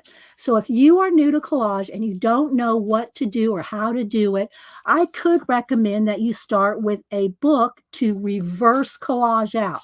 In other words, and I wasn't really going to pull this, at least if I can get to, this is one thing that is a little hard to get to because I have my big studio light legs in front of the shelf that holds my abandoned books. So, but I think I can get it up here. The studio light legs block this shelf. But I'm gonna get these 2 out. Come on, there's one. Let's get the other one without knocking over the studio lights. There we go. Okay. So let me just give a quick review on this. And Kieran Connolly, I love his abandoned books. I have posted many of my pieces that I've done in these books. His abandoned places, abandoned castles, abandoned sacred places, just different ones. And let me move my little dog out of the way. And he likes how I change his photos. And I even actually I tore one out and sent it to him and his manager in London. And they showed it on Instagram. I think it was Instagram a few years ago. Anyway, so what I do is this is one that's nothing's been done in, right? So this is just one untouched. But if you don't know what to do in a collage idea like these that start from scratch, okay, if you have any questions, put it in caps. What size are these 2 books right here are 10 by 10, Colleen. They're from Hobby Lobby. There's a Master Touch and they're cardstock weight. They're cardstock weight and 10 by 10. All right, so if you don't know what to do with collage, then start with something that you can reverse out. In other words, you're going to paint away things. You're going to paint things away. So I will show this book because somebody's asking me about the collage process. So, all right. So and I always give this example because this was the first one that I did in the abandoned books. Okay. This particular piece. And I'll tell the story again. If y'all have heard it before, don't email me. You tell the same stories. Don't email me. I know I'm telling the same story again. Bye, Devin. Devin's leaving. See? I'm not just kidding. Anyway, so I start by painting out any text or any white edges, anything that's, like this, I paint that out. But this was the first one. And when I saw this, what did I'm afraid to ask Janet what Robert, what got your coffee? He always goes get your coffee. You don't have to throw your back out to get coffee, Janet. So when I saw this, it reminded me of the old Star Trek, City on the Edge of Forever. That's my favorite Star Trek, the original old ones. And and it reminded me of the part where McCoy ended up in this alley and there was this homeless person in the alley. And I think McCoy was passed out. And the guy found his, I don't know if it's the tricorder or the one that can, shoots the laser beams. I forget the name of it. But anyway, maybe it's all one thing, the tricorder. But anyway, because it had 3 purposes. That's why it was called a tricorder. Anyway, so he picked it up and the homeless person did and shot himself with it and just disintegrated, right? Taking with him his communicator tricorder, right? And so McCoy was passed out in this alley. When I saw this picture, this just reminded me of that scene in Star Trek where McCoy was in the alley. So I turned it into this. This was my vision of turning the Star Trek scene. And so this is what I did. This was back in 2016 when I did this one. So these started in 2016, these abandoned books. Now the collage stuff goes further back than that, but these abandoned books started in 2016. So this is one that I did varnish. You can see I did try to varnish them. I would eventually like to have them all varnished, but they're not all varnished yet. So this is the scene that I envisioned based off of this. Okay, so I'll do a flip of a few of them. I won't show all of them. Let me flip to some of my favorites. And here, of course, comes Malibu. Let me get to a couple. And you're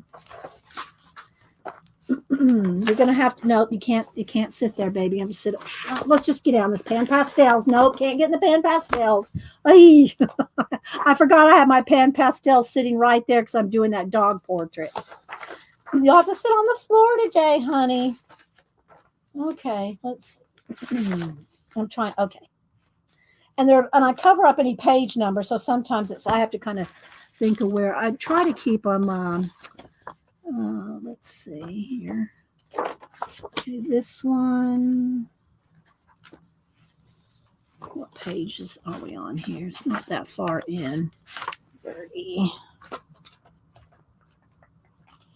So this is another one that I saw this. And it's a ghost town. You start with matte medium, and I glue everything down, Barbara, with matte medium. So when I'm gluing everything down, everything gets covered with matte medium. If I glue this much something down, the whole thing will eventually get covered with matte medium. And then I also then go in with my acrylic paint. Okay. Now you can also, if you're not gluing anything down, if you're not gluing anything down right away, you can just go in here and start painting out with the paint. Either way. But when I glue down with matte medium. Now these are just tacked in here. They're not matte medium yet. They're just tacked down with unless they're finished.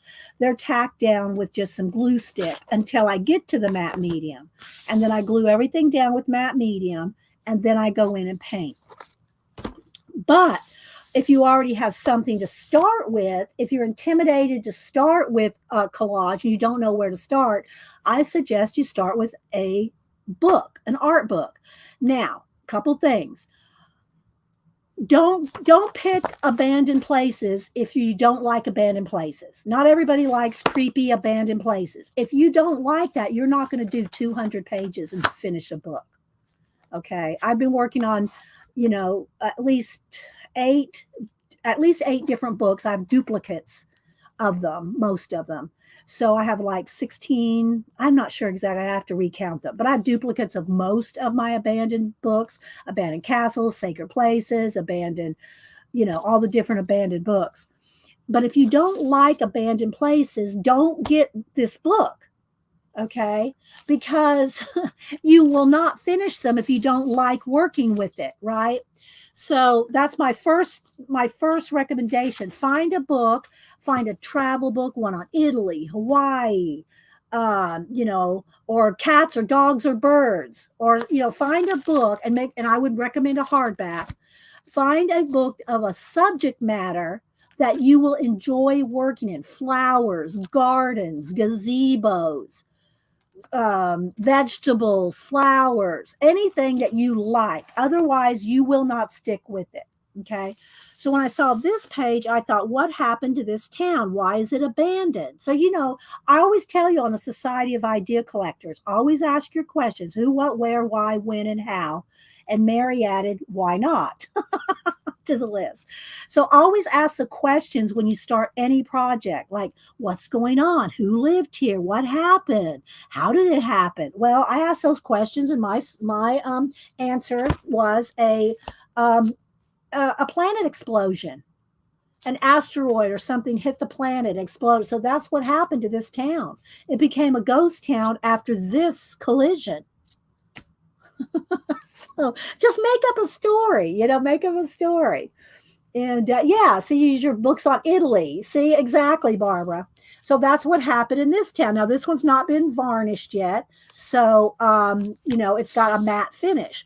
But they start kind of shiny or have a sheen to them. Some more books than others. Some books have more of a sheen than others. But by the time you add your matte medium, it's all flat, especially when I use matte paint. I don't use artist grade acrylic paint because it has a sheen to it and you can't color pencil over the top of it. So like a lot of that's color pencil in there. Okay, there's color pencil in there and you can't do that. Let me get a sip of my lemon water. You can't do that on top of a shiny paint. All right. And I don't varnish a final varnish. Right handy. This is the varnish I use.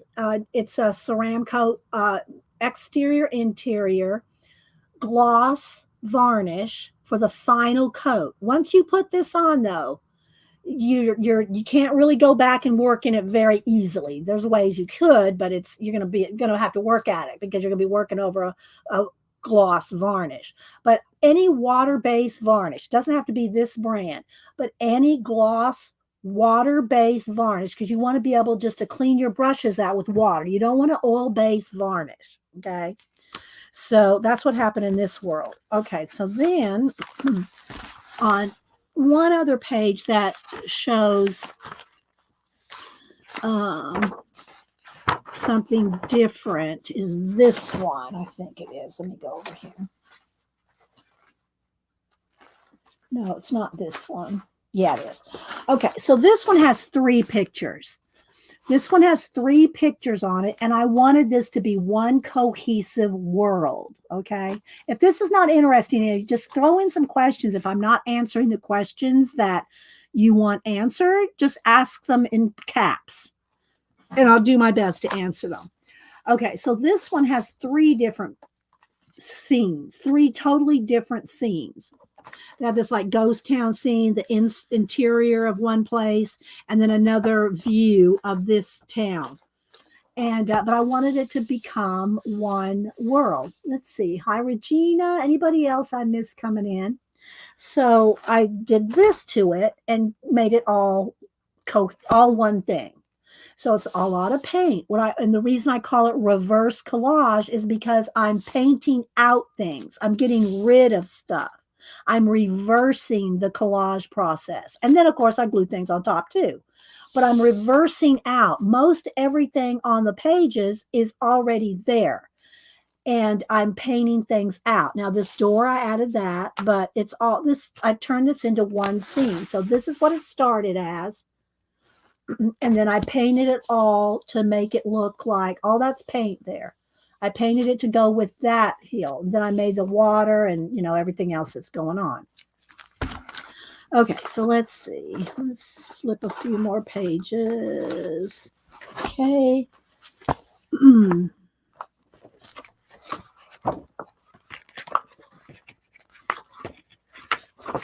I thought I had most of them marked, but oh wait, this one I don't have marked. Let's go back to this page. What page number is this? So we can see about 54. Let's see. Because I cover up the page numbers when I'm painting out. So okay. So this one, I don't remember what I was thinking when I did that. I think that I thought of a castle and that this needed to be more castle-esque. This needed to be more of a castle. So I added a castle. I added this castle and I also added this window. But all this is paint. Painted all this in. So this castle is the only, other than this window, which I think I did at a later date because I just thought it looked good there. But this castle is the only collage item on here other than this. But everything else is just paint. So again, reverse collage, I paint out things. So I added a castle, but everything else is just acrylic paint. All right, let's see. The next page is this one. And this one just looked like a ghost. I could imagine, well, I imagine these little newel post things here as like, what is it that, in Star Trek where they go into the 3D room, holodeck. I imagine that you could touch these and you'd be in a holodeck. So this to me was a ghosty scene. Thanks, Annie Tanner. I kind of got my mind on Janet. I'm hoping she's okay. I haven't talked to her since she threw out her back. So anyway, I turned it into this. So again, there is no collage on this. It's all paint and pencil. So that's why I call it reverse collage, because it's really little, if any, collage materials are actually glued on. It's just reversing out what's there. So I'm painting out everything that I want gone. And so this has got, mist and all that's paint and pencil. All right, let's pick a couple more. Let's see. Oh, that one's kind of busy. I'm flipping to my tabs in this book. I'm just going to pick out. All right, I got about 2 more that are really my favorites in here. Let's see.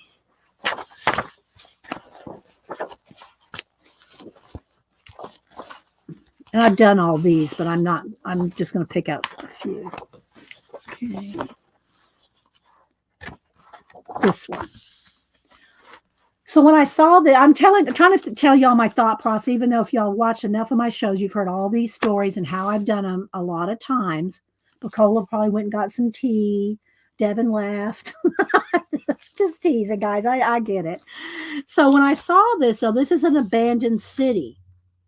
And I saw these little tipped over huts. They're little huts and they're all tipped over. And they look like little metal detecting guys. Look, it looks like little metal detecting guys, right? And this looked like a bridge. I could see this going on a bridge. And of course, one of my themes is always space. I love space and time. So a lot of my collages have space and time because I love space and time. So I use it a lot. I just do. Oh my gosh, I just saw that, Rachel. You're mean. Rachel, that's mean. Poor Janet. I don't know if I'm going to give you another ASMR today, Rachel. Okay. So I imagine this as a bridge through space. So I put the bridge through space with an exploding planet, of course. There had to be an exploding planet. And Janet knows that Rachel's kidding. Let's see, did I say out of Shelley? Let's see. I thought those Tuscan Raiders from the Star Wars. Yeah, see, I think all the Star Wars and Star Trek stuff. So anyway, so this is a bridge through space with an exploding planet, nebulization. And again, this is all paint and pencil. I think right here, this little piece right here is from a calendar. And the rest is paint and pencil and splatters. Okay. So let's see here. This one. This one is a simple one. This one I just did a nebulization. So there's nothing really dramatic about this one. It's just space. And this thing floating in space. Or rotating in space or whatever. Let's see, a couple more. This one I haven't finished. I've got it this far. So that's as far as I got this. And it does flash out every time I change the color. I mean, it wants to flash out. I try to grab the light again, but that one's not finished. And that's another thing. I never feel like I have to finish one before I can do something else. I work on so many multiple projects at once. However, if I varnish it, it's done. I'm not going to try to rework anything that's been varnished. So this little guy, this one's not my favorite, but it was kind of a dramatic one. So I'll show you. So there's this one little guy here all by himself. in this big open expanse of abandoned factory trucks, tractors. I don't know what. I mean, I could read it, but so I wanted him to have a life. I wanted him to have a world. So I gave him a world. So this planet right here is collage. Some of this right here, some of these little stairs are collage, and the rest is all paint. So, and the little watch was collaged, but then I painted, and it has been varnished. So you can see when I varnish it, it's all shiny. All right, couple more. Let's see. This one is one of I like this one too. Okay, so this is what I did with that one. I gave it a C with space under in the C here. And this is one that I always tell this story because this is one of those, if I was real good at Digi, would be a little bit more dramatic because I can envision this like popping from there, and if I could do Digi well enough, that would be, I could probably go and Procreate and adjust it, but I'm not going to do it now. But in my head, I could see this more dramatic, like like a Digi painting. All right, let's see.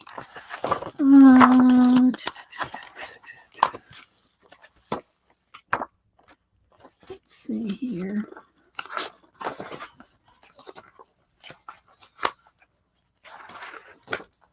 I have a few more in here, but I'm just kind of skipping over them. So, all right, so that's enough. You get the idea of a reverse collage. So it's painting out things. It's reversing it out. All right, I won't put these back right now because I've got to move the studio lights to get to it. Then there's these kinds, and I won't pull those books out because y'all know I could pull out another 10 books on collage that I've done. But what I like to do is I like to just go through a book with a stack of collage fodder. All right, let's adjust the light again. With a stack of collage fodder and start just kind of starting to build worlds. And it kind of leaves it for kind of a surprise for me too when I go through and I just start tacking down. This is not all glued down. A lot of it's just tacked down with a glue stick until I get to it.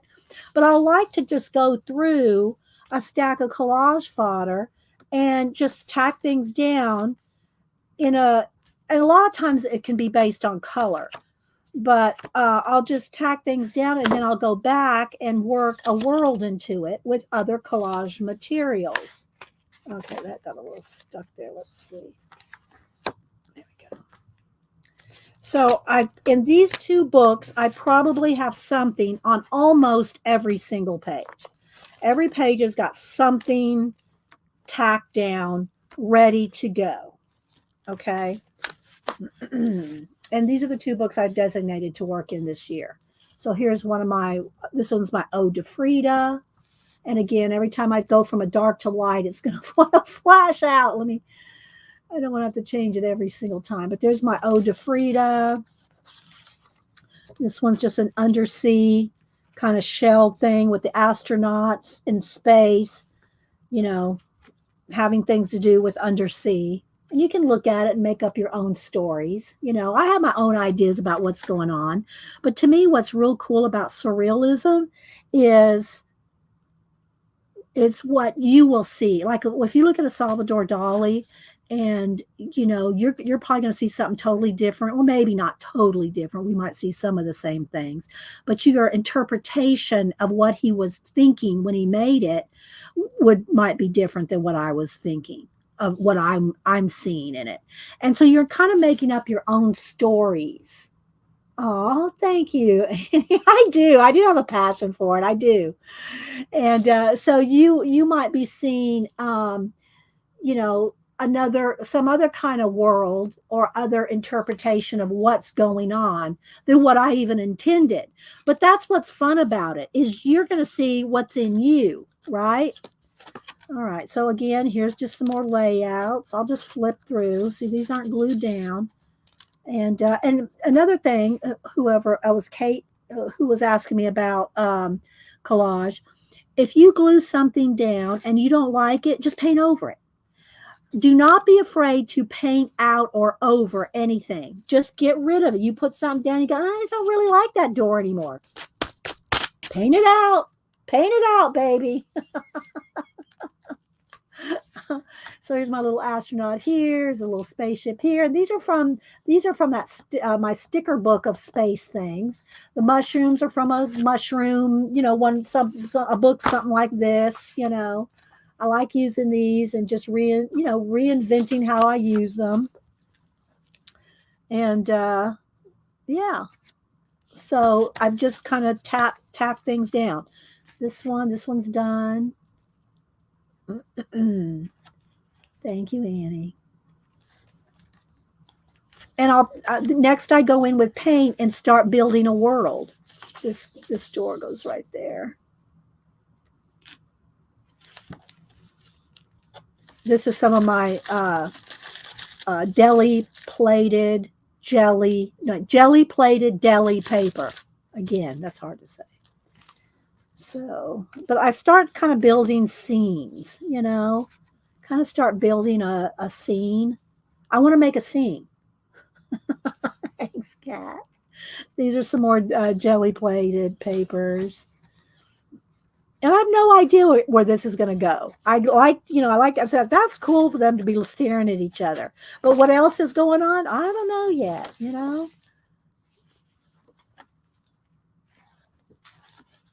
It's another one we did. We just did this one, I think, last week or the week before, because we did those little fairy houses last week. And so I use these little octopi as little spaceships. Same thing for that one there. These are little eels. And I love space. I love fog. I love mist. I love water. I love waterfalls. I love waves. I love splashes. I love clocks and elements of time. So, I do kind of repeat a lot of the elements that I like, but I like them. So I don't know. I don't care if I use them in every single collage I ever do. So this one probably got a little glue on the side. You need to, when you're working on these, you really do need to put some wax paper between them when you're gluing and painting to the edge, so you don't glue your pages shut.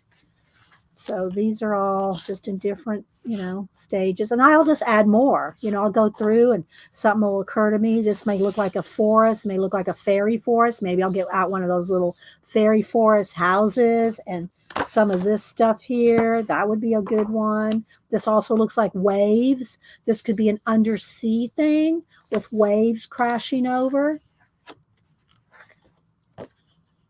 Raul says he sees a dragon. So again, they're just, and then here's some of Catherine Anderson's stuff in here. I got this little door frame with the lace in there. I don't know. I think maybe I was going to use them in this. I love these colors. I love these fractals. These are from a calendar. I love fractals. So that may go in here. I like this. I'm thinking I may like this. We might roll with this. See, all the chatting we did, it's we have used a lot of the time. Okay, so here's a fish and another shells and I don't know yet. Maybe. And they're just layered up different collage fodder. And then I go back and paint in or paint out. Here's some little penguins. This is some jelly plated papers. And then in this one. Oh, thank you. Now, this book, I had the book in 20, and I was going to use it in 21 and 22, but I never used it, so it became my 2023 other collage journal. But I was going to do something different with it in 21 and 22, but I probably moved on to a different journal. So, y'all know, I got lots of journals. I like this. I like the undersea with the mushrooms. I like these, almost like little windows. These would be like arches here. Might paint, maybe I'll just do a quick black background on here just to show that.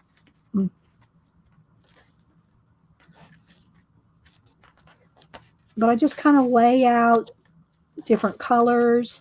And again, whoever had the questions at the beginning of the, the collage talk, if you have any questions, just throw it out there. Or if you have any questions and you're watching the recording, then leave it in the comments and I'll try to answer it. But I do extensively talk about my process while I'm doing it. Whatever I'm using, the matte medium, scraping them down, using, whatever it is I'm using, I try to go over it extensively. So here I have a whale breaching the surface, a watch, time, element of time, space, the ocean. I love all these things. Things are falling over the waterfall here. So you can imagine what's going on in the world. And when I do my collage cards, whether it's a little art card or a postcard, it's all the same process. It's just a different size, it's just a different size book or page. So I may work on some a while. I may go back if I don't finish it. Until it's varnished, I can change anything I want. And I like working on multiple things.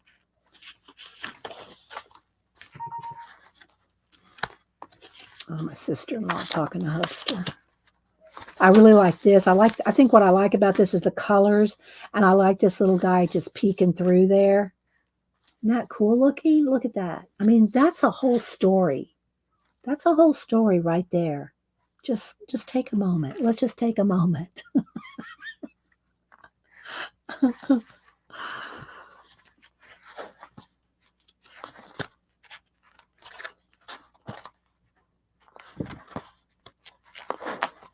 But I've gone through both of these books and tried to put something. I may have missed a page or two, but tried to just tack down with some glue stick something on every page.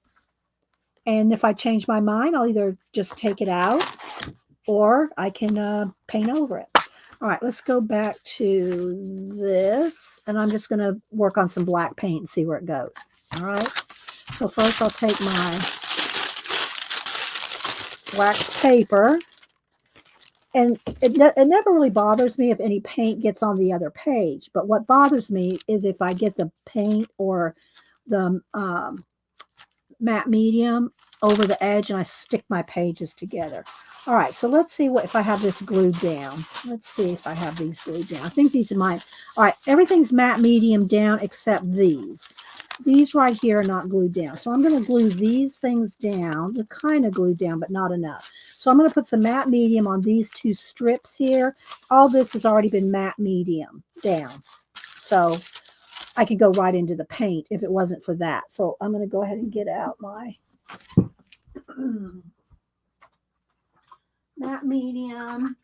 The other thing is the only brushes I keep in water are my brushes that I use for matte medium or glue. Let me get I got a baby wipe here. Let's go ahead and get the excess water off of it. Let me get a little. We'll just play for a few minutes. All right, let's just put out. And I put my golden matte medium in a dishwasher bottle because that way you can, a dish soap bottle. So you can just pop the top and squeeze out a little bit rather than having to take the lid off, keep plastic on the lid. This is just so much more convenient. Thank you, Sunset Carol, for that idea. All right, so I think it's pretty well glued down, but I'm going to glue any place that's not glued down, and I'll go ahead and put a coat of matte medium over it. See, I pretty much glued this down, I think, or when I matte medium this down, some of it got on here, so it's really kind of covering it anyway. But you really want everything. If you don't want any wrinkles or bubbles, you really want to matte medium everything down well. And after you put the matte medium on the back, the top, underneath, then take a card, just take a gift card or a old credit card or whatever, and you mash it down. You're going to mash out all the bubbles, all the air, and it will be flat as a pen. There's not a wrinkle in this. Now, do I get it perfect every time? No. But if you take your time, you can get out every bubble and every wrinkle. Oh, let's see. I'm going to have to call Janet after I stream, see how she's doing. All right, if y'all have any questions, put them in caps. The other reason that the matte medium over the top of all your collage fodder is important is because of the coating. Now, see, I'm getting my teacher voice on. Because of the coating of the matte medium is how the paint can be manipulated. The paint is easily manipulated over a coating of matte medium rather than working on top of something that does not have the matte medium, and you can't wipe away any paint. But because everything's coated with matte medium, if I put black paint on here and I get it someplace I don't want, I can just take my baby wipe and wipe it right off. But that's because of the matte medium. Some papers will immediately grab that acrylic paint and there's no getting rid of it. There's no moving it. There's no erasing it. There's no getting it off. So the matte medium is very important, not just for the gluing, but for the process I use of painting on top. Okay. All right. Let's see. Do I have any? Don't see anything in caps. Janet's being just ornery as usual. Okay. She must be fine. Okay. I'm still going to call her and check on her. All right. So for right now, I'm done with the matte medium. And so what's also nice is you can just pour out a little bit that you need at a time, but I might need some again. So I'll just wrap it in this baby wipe until I know that I'm done. If you don't wrap it up in a baby wipe, then it's going to dry in two or 3 minutes and your brush is going to be hard. So, if you want to use it again in a few minutes, then go ahead and do that. Now I'm going to go ahead and dry it. I need to plug in my heat tool. So a couple important tools for me are my heat tool and my baby wipes. And I just use Huggies Natural. The reason I like them, there's no soap and squishy soap in them, and there's no scent. I don't like the scented ones, and I don't like the squishy, soapy ones.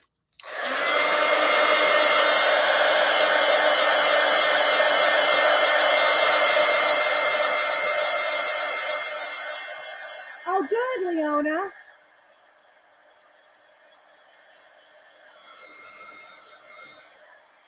Janet sends me, let me see. I keep it up here on the shelf because I fill my jars with, so I don't need them real handy. But let's see if I can.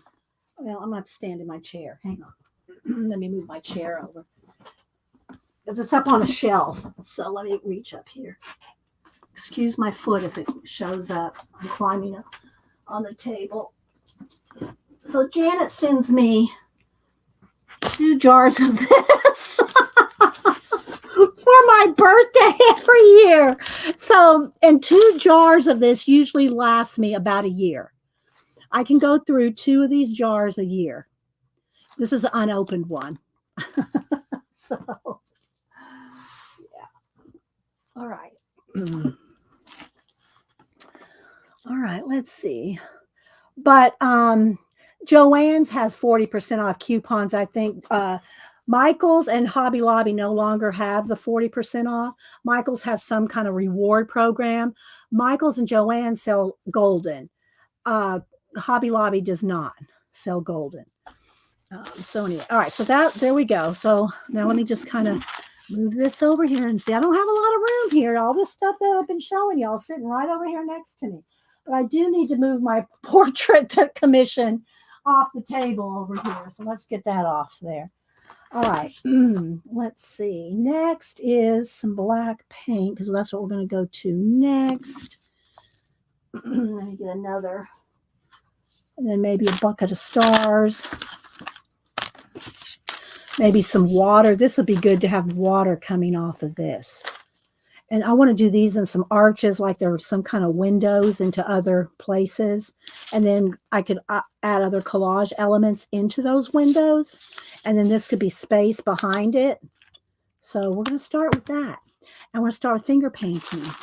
even though I just did my nails this morning. Anytime I do collage, it's not the paint that ruins your nails. It is the matte medium is hard on your. It is hard to get off. Just saying, if you use a matte medium and you don't like things stuck to your hands where you have to take a craft scrubby or fingernail polish remover, it is hard to get off your hands, but it works so good, right? All right, let me get a couple more baby wipes.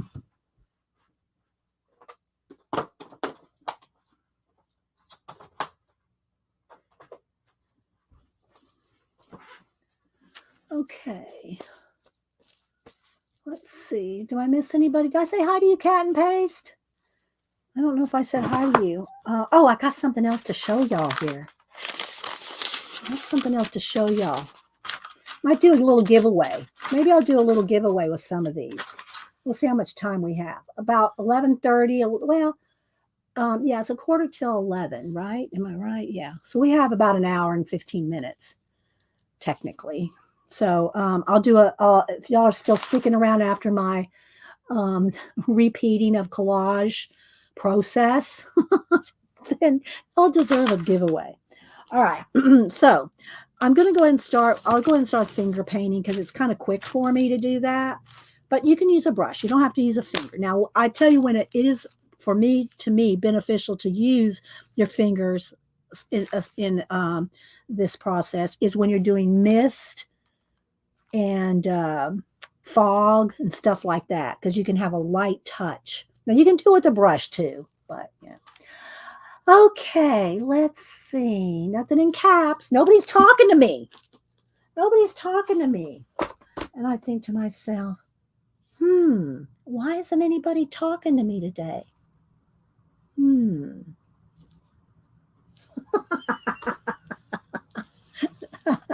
Thank you, Rachel. All right, so I'm going to just start with, I'm just going to start with the black paint. Now, I want to do these into some, I'm just going to kind of get them on here, but I want these to be arches, so. And there's some places that, are real tiny that I want to get into that I can't get in there with my fingers, and I will just, I'll bust out a brush. I'm not brush averse. Is that a thing? Brush averse? Brush aversity?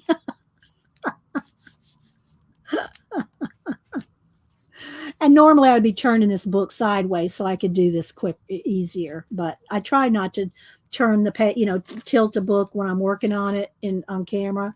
I try to leave it as still as I can. And so I kind of work around. All right, so let's just say now I thought that's a little. Maybe I want this one just a little more further down. But let's say I wanted this one a little bit more up. Well, it's got matte medium over the whole page. So I can go in here and remove paint. Okay. I can remove paint because it's covered with my matte medium. And you will go through a lot of baby white. I go through a lot of baby white. So I'm just going to make some arches here. And if there's anything else here I don't want, I'll just cover it up. And I can go back in here with a, even a stencil or a, something. If I want this to be more, perfect, then I can go in there. So I want to get rid of all this white where I've torn. Oh, that's another tip.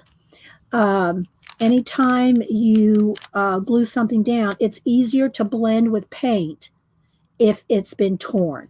If the edge is torn, you'll have a much more success at blending whatever, your paint or whatever. It'll be easier to blend in if the edges are torn rather than cut. Cut edges will show up. You'll see lines where it's been cut. Okay, so let's just keep. But look already. See already?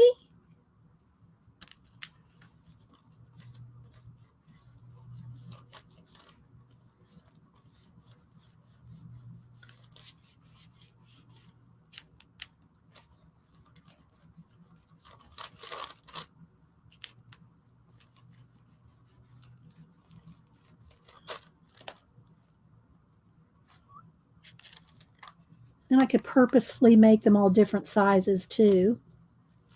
Like each one of these could be a portal to a different place, depending on what I put in each one. I could put something different. I could put, like a desert, a mushroom garden scene, an undersea, and a mountain scene or something. I could make each one a different, they could be the four seasons. You could do summer, winter, fall, spring. You can make them all four seasons. Just, think about it, and if while you're doing it, you go, well, I like three different ideas. Well, write them all down. Write them down on a Post-it note or whatever you got handy, and think about it for a minute or two, or move on to another one and come back to it. But you really, if you get in the habit, that's why we don't really do Society of Idea Collector actual streams that much anymore. But whether you mind map, you like to list, however you gather your ideas, multiple list, and then recombine, however you want to collect your ideas. But if you're always writing stuff down and you always have a notebook of ideas, you will never run out of ideas. But if you don't write them down, you're more apt to forget. You might remember a couple, or you might remember the most important ones you thought of that day, but you're not going to remember everything. So you got to keep lists and, notebooks, and even a composition book. Just composition books is fine. See, it keeps wanting to flash out because I'm going from black to white. Let's turn it back down just a little. There we go. Indeed, it's like proactive imagination. Yeah, I guess I never really thought of it like that, but yeah.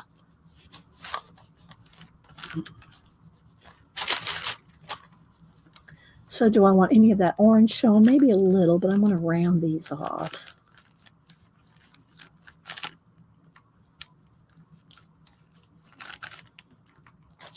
And again, you do not have to use it. You don't have to finger paint. I just like getting in there with my fingers because I don't know, I just like to.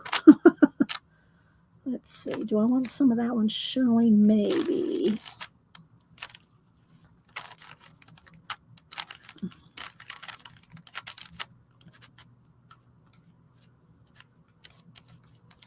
And depending on what you're covering up, you might need two coats, Sorry, Barbara. Sorry, Dee Dee. I paid too much for me. Oh, use the brushes if you want. Yeah. I don't pay for any manicures. I don't know that and I'm going to be honest, I don't think in my whole life I've ever had a manicure or a pedicure. I don't like anyone. No one touches my feet, not even Hubster. Nobody touches my feet. Don't touch my feet. But I don't think I've ever had a manicure or pedicure in my whole life. And I think of Denise and Samantha. I mean, they get them every day, every week. I keep my nails short because I work with my hands so much. It'd be a total waste of time. It's just not it's not one of the needs of my life. Just don't. Not that I couldn't if I didn't want to.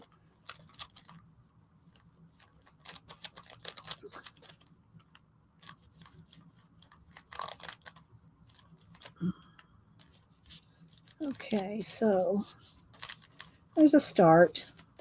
Now, see, I can't really get in that little crevice right there with my fingers. There's a ditch, right?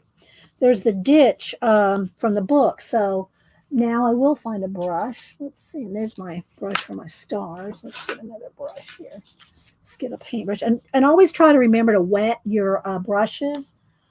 I use cheap craft brushes for the most part, but try to wet them. It will make your brushes last longer with acrylic paint. So I'm going to get in the crevice real quick there with the brush. Okay. There. Or any other place that was kind of tight or little, I can get in there and, whatever. And then I wipe off the excess paint off the brush, and then I put it in the water until I'm done with the project. And then the brushes come out of the water.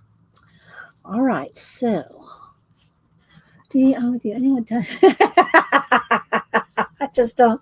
It's just something about it creeps me out, you know. I don't like looking at other people's feet. I try not to ever really put my feet up. Oh, I've done it a couple times, but I have, you know, my feet are pretty. My toenails are always painted. Always, you know, if you're a Southern gal, your toenails are always painted. Just saying. All right, let me get some fresh baby wipes.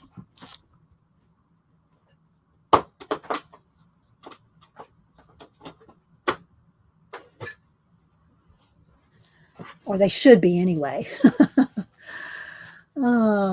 I do my own nails, finger and feet. Okay, so now let me go ahead and dry this. Okay, I can probably remove the paper now.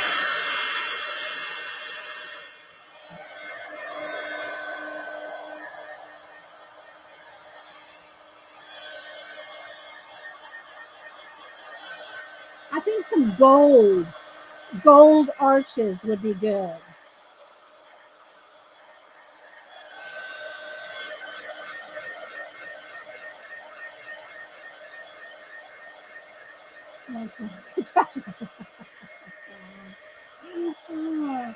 Samantha and Denise love getting their nails and, you know, massages. I don't want a massage. Don't anybody massage me. Just don't touch me. Leave me alone. I mean, I don't mean Hubster, but even he doesn't give me a massage. I just don't like it. I don't like being rubbed on and fussed on. I just don't like it. There's a time and place for touching, and massages and pedicures and nails is not it.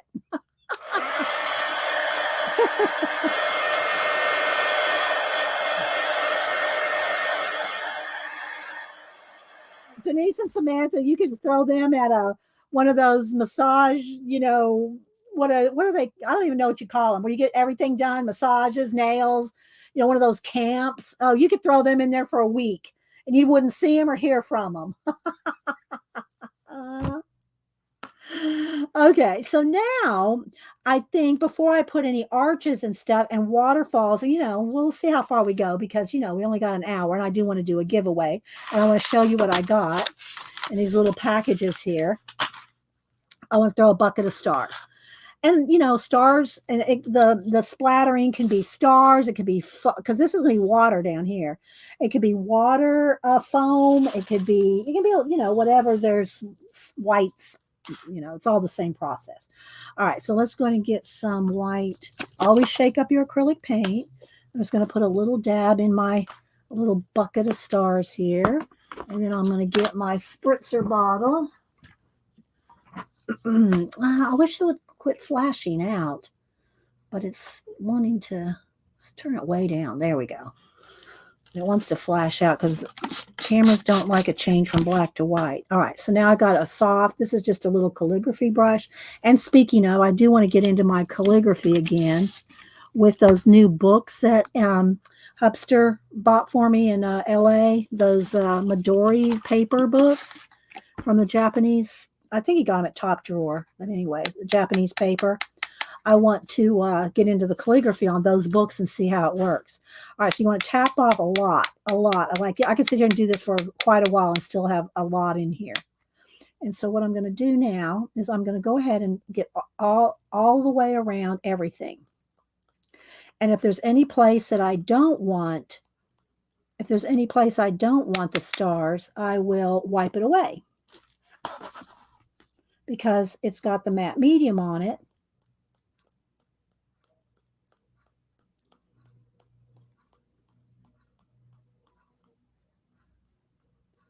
And again, if you want to see some of these processes, Devin Rex, Pocola put the link, I think it was Pocola put the link in there a little while ago where she did a flip of her collage, reverse collage journal over the weekend. There's a whole bunch of pages in there. So y'all make sure if Pocola's still here, if she wants to put that link back in for Devin.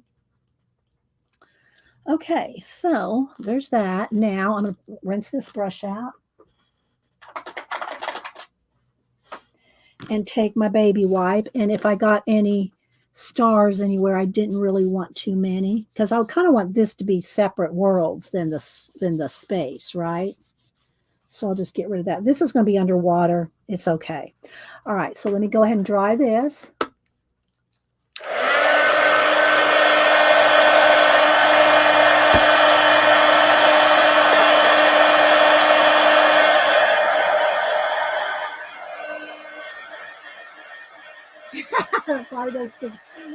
Pamper me, baby. Yeah, that's Denise and Samantha would be that way too.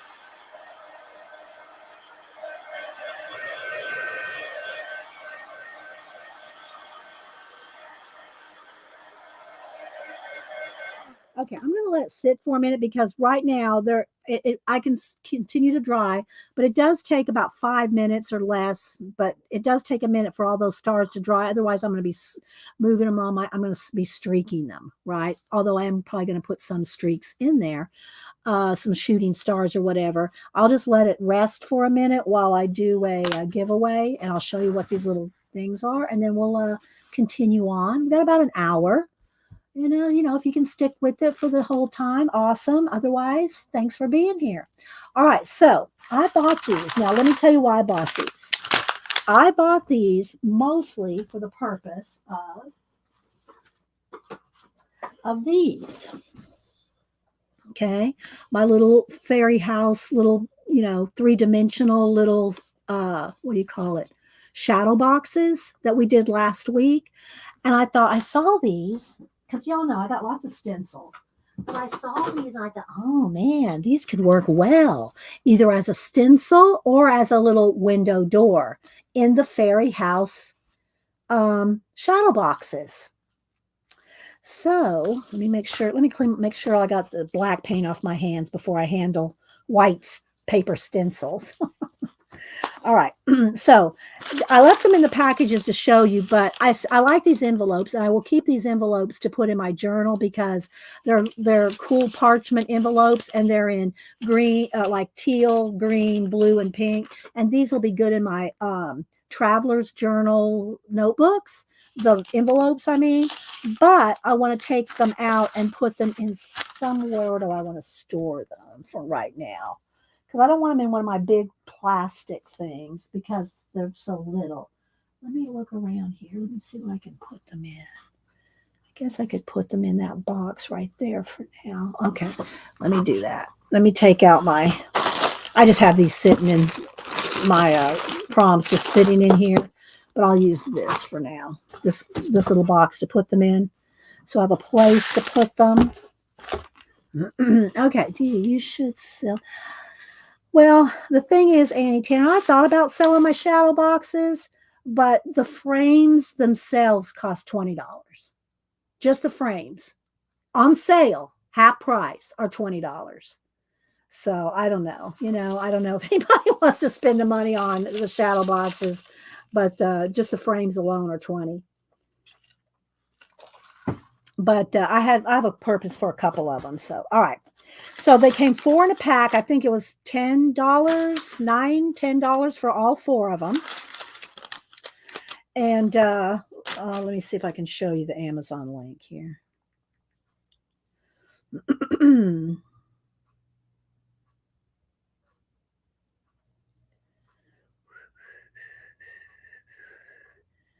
Let's see. Where are they? Here they are. Okay, let me click on that. Click on that.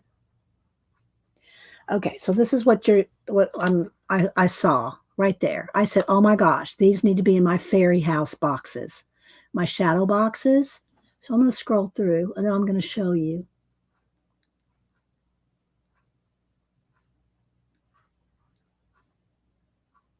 Look.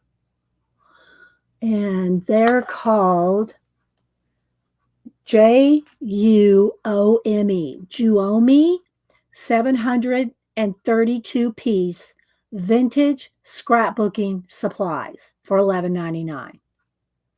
Juome 732 piece vintage scrapbooking supplies.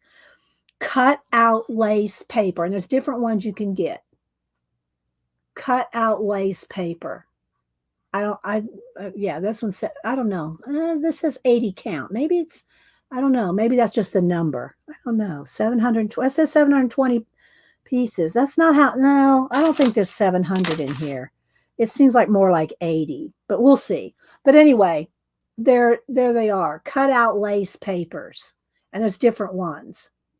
I think that's the one I got. Okay. Just look it up. All right. So let's take them out, put them in the box. So I think there's 2 of each. So we will do a giveaway. So see, look. Wait for it, Rachel. Rachel, wait for it.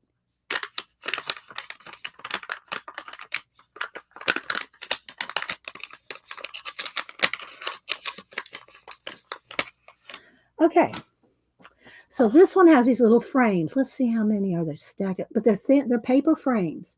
But you could paint these gold, or you could leave them as they are, or you could use them as stencils if you're careful, right? So I got, let's see, it looks like maybe there's 2 of each. So what I'm going to do, I'm keeping those 2 big ones because I need those. But I got a couple like this one. There's like, maybe there's more than, okay, there's like this one. So I'm gonna make a couple stacks here. I'm gonna go through and I'm gonna make some giveaways. So I got a couple of those left. These are little frames. Seems like there's more, are there more together? I'll have to work on that. I think there's more tucked together, but we'll see. Anyway, then there's these little ones, like little windows, little ovals. I'll give away a couple ovals there. And then look, these little circles. But look at these. Think of them in the fairy houses, right? In the what do you call it? The little shadow boxes. You like the crinkles? I love the crinkles. Okay, here's a couple little windows. Give a couple of those away. And then these little circles. And then these little flower windows here. Okay, next pack. Okay, I'll do a little package of, well, I guess I could do 5 in each pack, and I could do 2 US and 2 international. So 5, 10, 15, so that'd be 20 of them. I got plenty. I'm not doing hundreds of those fairy houses. All right, so here we go again.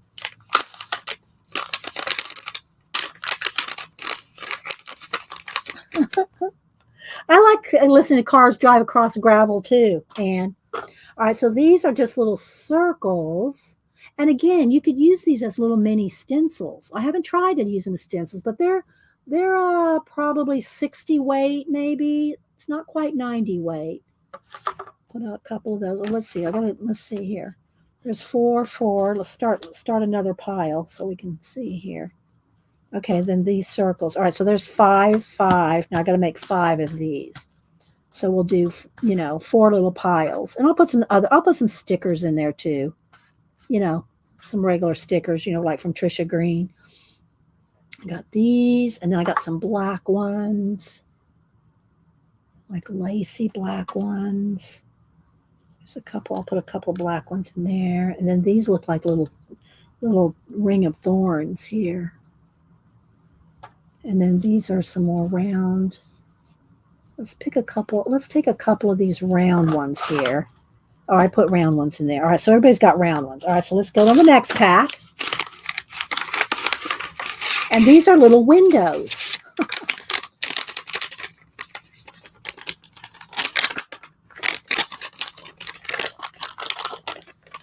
Okay, so let's put a couple windows. That one's kind of plain. Let's get some better windows.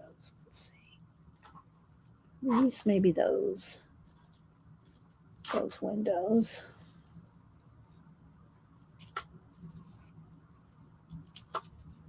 See, like these, I can see these in the fairy house. Fairy, what do you call it? Oh, they're black on the other side.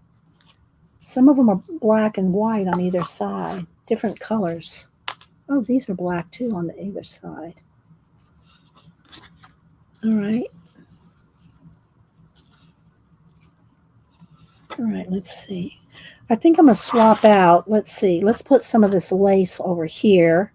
Oh, see the black on the, we'll have to flip them all over and see. Let's put one of the lacy ones over here so I can divide them up. So they're not all the same. Okay, so those got 5, those got 5, these got 4. So we'll open that last pack. All right, the last pack. Are y'all enjoying this? Yeah, you could spray your sprays through it too to anti-tanner, but it may really warp these, that you may not be able to get another use out of them. Whereas if you carefully sponged with acrylic paint, then the acrylic paint itself would double up the thickness of these. You know what I mean? Maybe if you used acrylic paint with them a couple times and just made sure that, you got all the holes cleaned out, then you could use a spray and it wouldn't ruin them completely. I don't know. All right. Last pack. Oh, look at these. All right, so I think there's some lacy ones in each one. Okay, so each one has 5 now. Look, these would be good for stencils. See, that some of them have black on the back. But aren't they cute? Look at these little lace. These ones with the leaves would be good for the fairy house too. Oh, look at the ones with the little flowers. See? I'm just imagining using them in these have roses on them. I'm imagining using them in the little, shadow boxes. Okay. So I think that was that about, you think that was about 80? It sure wasn't 720. So that's, I don't know what pack that was, but it seems to me about 80, right? Maybe 20 in each one, 2, 4, 6, 8. Yeah, I think that's more like it. Okay, so we're going to put this to the side. And we'll do some giveaways. Let's see. Let me go ahead and get out some envelopes and stuff. Hang on. Let's see. Let's get these little cards and envelopes. That way you can use the card too. Let's see. I like these. I got the envelopes here somewhere. These are the cards. Where's the envelopes? Here we go. We'll make some little giveaway packs. Says 80 on Amazon. Thanks, Janet. All right, so we're going to let's put them in here.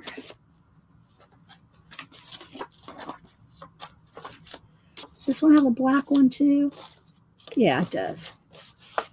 Okay. All right, so there's the 4 little packs. Now let's get some stickers. Don't y'all like my giveaways? Even though a lot of the stuff I give away is stuff like that Trisha Green sent and and Selena with the fabrics. All right, so let's see here. I'm going to grab a handful of stickers and let's see what we can do here. We'll do 2 international and we'll do 2 US. You do, Annie Tanner? Okay, let's put a butterfly in each one. Let's put stuck there with butterfly.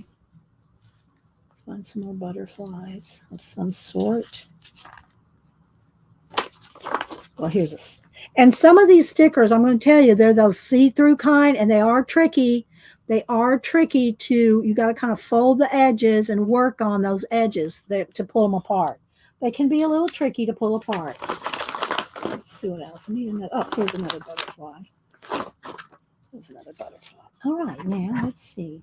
Here's some mushrooms, a feather, some of these little frames. Let's put a little frame in each one. There's another butterfly, another... Hang on, I'm trying to kind of get the same stuff. All right, here's another mushroom. These see-through, clear. When you put them on something. See?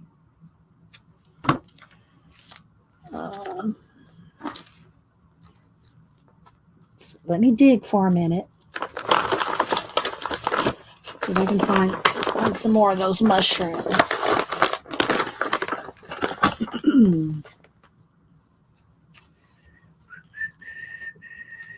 I'm not seeing any more mushrooms, so those have got these. All right, let's see what else. some little sticker things here. I'm not even sure what those are, but we're going to put some of those in there. Try to make a little bundle.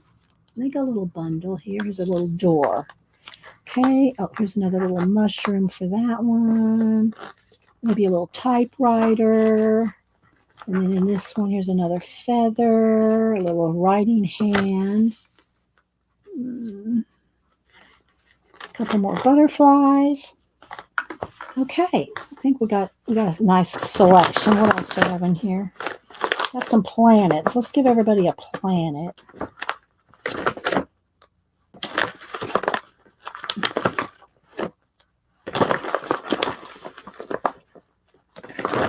All right. Otherwise, I'm going to be digging through stickers all day. All righty. Is there anything else I want to put in there? Does that look good? Maybe a little piece of pretty paper or something? Oh, I know. Wait for it. Wait for it. Hang on. Let's put some of this paper. Let's put some of this.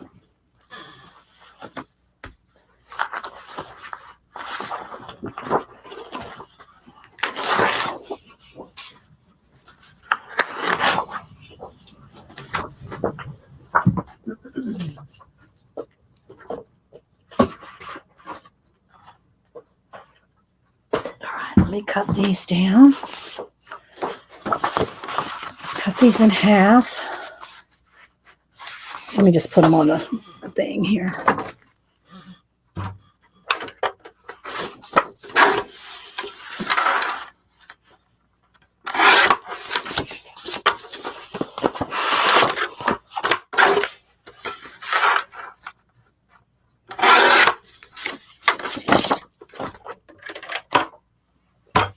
All right.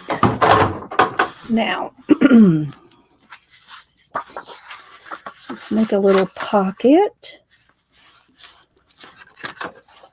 Give me a minute. A nice little giveaway. It's going to take a minute. All right. Should I put some washi tape on it too? Maybe. Okay. Let's put some little stars and moons.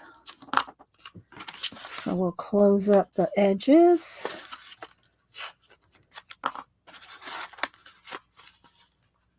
Uh-oh, get back in there, little butterfly.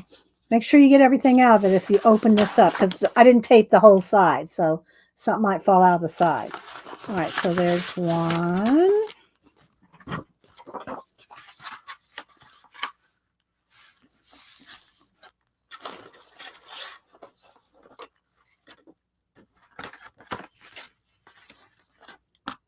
Still with the tour?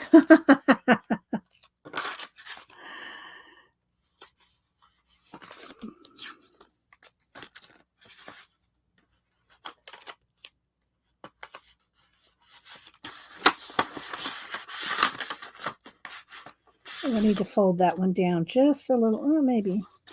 Let's see, I might have to fold this one down just a little more. It's not fitting in the envelope. Hang on.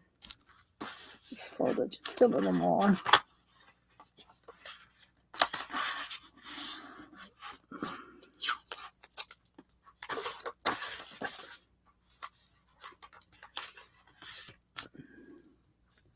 So exciting.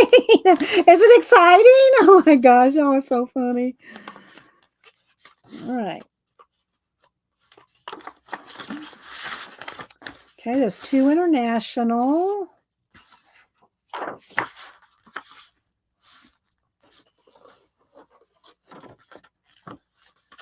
Make sure they're going to fit in the envelope.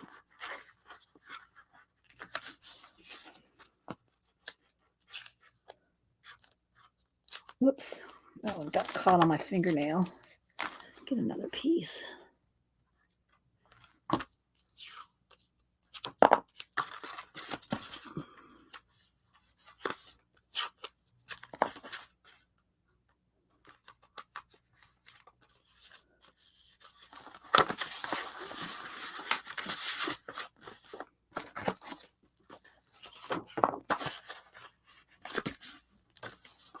I should make something out of it. Don't send it to me, though. If y'all make something, send it on to somebody else. So if you want to make a card or something to share with somebody out of all this stuff, then send it to your bestie. Or use it in your art journals. Use them in your art journals or your travelers. Whatever you keep your ideas in. Okay, so there we go. All right. So, y'all ready for a giveaway? All right. So how it works is wait till I type in go. We'll do international first. First 2 people closest to the random.org without going over. We'll get one of the little envelopes and then we'll draw for US. So do it separate so everybody gets, gets a chance to get in there, US and I have no space. US and international. Where's my Sharpie pen? I know I got a Sharpie pen here somewhere. What I do with it? Hang on, it won't show with just these little pens. There it is. Okay. All right. So what's going to happen is when I type in go, we'll do international first. When I type in go, put in a number between 1 and 100. First 2 people closest without going over. 1 number only. Don't change your numbers. Take your numbers away. Put a new one in because StreamYard does not remove them. I still see them and I'm going to get confused. And we don't want to confuse the mods. So when I type in go, first person closest without, well, first 2 people closest. First 2 people closest without going over. International only. I'll give 2 of these away. And then we'll do the same thing for US. So hang on. Hang on. Okay. International only. Let me bring up random.org.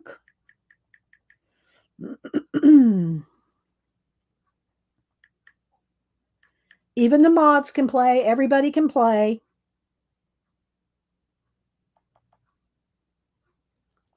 So in a minute, we'll draw random.org, a number between 1 and 100. International only. Then we'll work on this for a little bit. So I hope everybody is enjoying the show. First 2 people closest without going over. You know what? Well, let me do this one. I need to go put the roast beef back in the crock pot heater. You take the bowl out and I want to put it in so it heats up for Hubster when he gets home at noon. So after we do this, before I do the US, I'm going to go run down there and put the pot back in the crock pot to reheat the roast from yesterday because right now it's in the refrigerator. So, all right, 10. Don't dilly-dally, dawdle, or lollygag. 10, 9, 8, 7, 6, 5, 4, 3, 2, 1. Hi, Lena. Anybody else I missed coming in? All righty, here we go. First 2 people, international only. You just have to be willing to send me your addresses. I don't share your addresses, not even with the other mods. I don't put you on a mailing list. I just mail out your goodies. All right, here we go. 29. First 2 people closest to 29 without going over. And if everybody went over, we'll just pick a new number. Okay, 29. First 2 people closest to 29 without going over. 29. Let me scroll back and let's see what we got. Let's see. Canadian artist has 16. It looks like it might be Canadian artist and Rachel. Am I right? Everybody go check for me. It looks like Canadian artist and Rachel. They had 16 and 15. Did anybody get closer to 16 and 15? I think that's right. Okay, so you gave me your new address, right, Carol? I think you did. Canadian Carol and Rachel. Rachel, you want it sent to Connecticut, even though Rachel's Canadian, but she goes back and forth between Connecticut and Canada. So what address do you want me to send this to, Rachel? Send it to the US. Okay. Because she travels back and forth. All right. So there we go. So Canadian Carol and Rachel, congratulations. Okay. Yeah. Okay. Then I do have it, Carol. All right. So now we're going to do US only.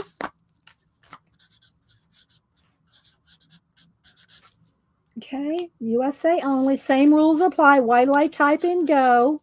When I type in go, I'm going to run down and put the thing in the crock pot. Okay. So when I type in go, USA only, first two people closest without going over. Hang on. Let me type in here. Now I'm going to run downstairs real quick. So don't do a lot of talking. Just put your numbers in so when I come back, I can scroll easily. Okay. All right. I'll be right back.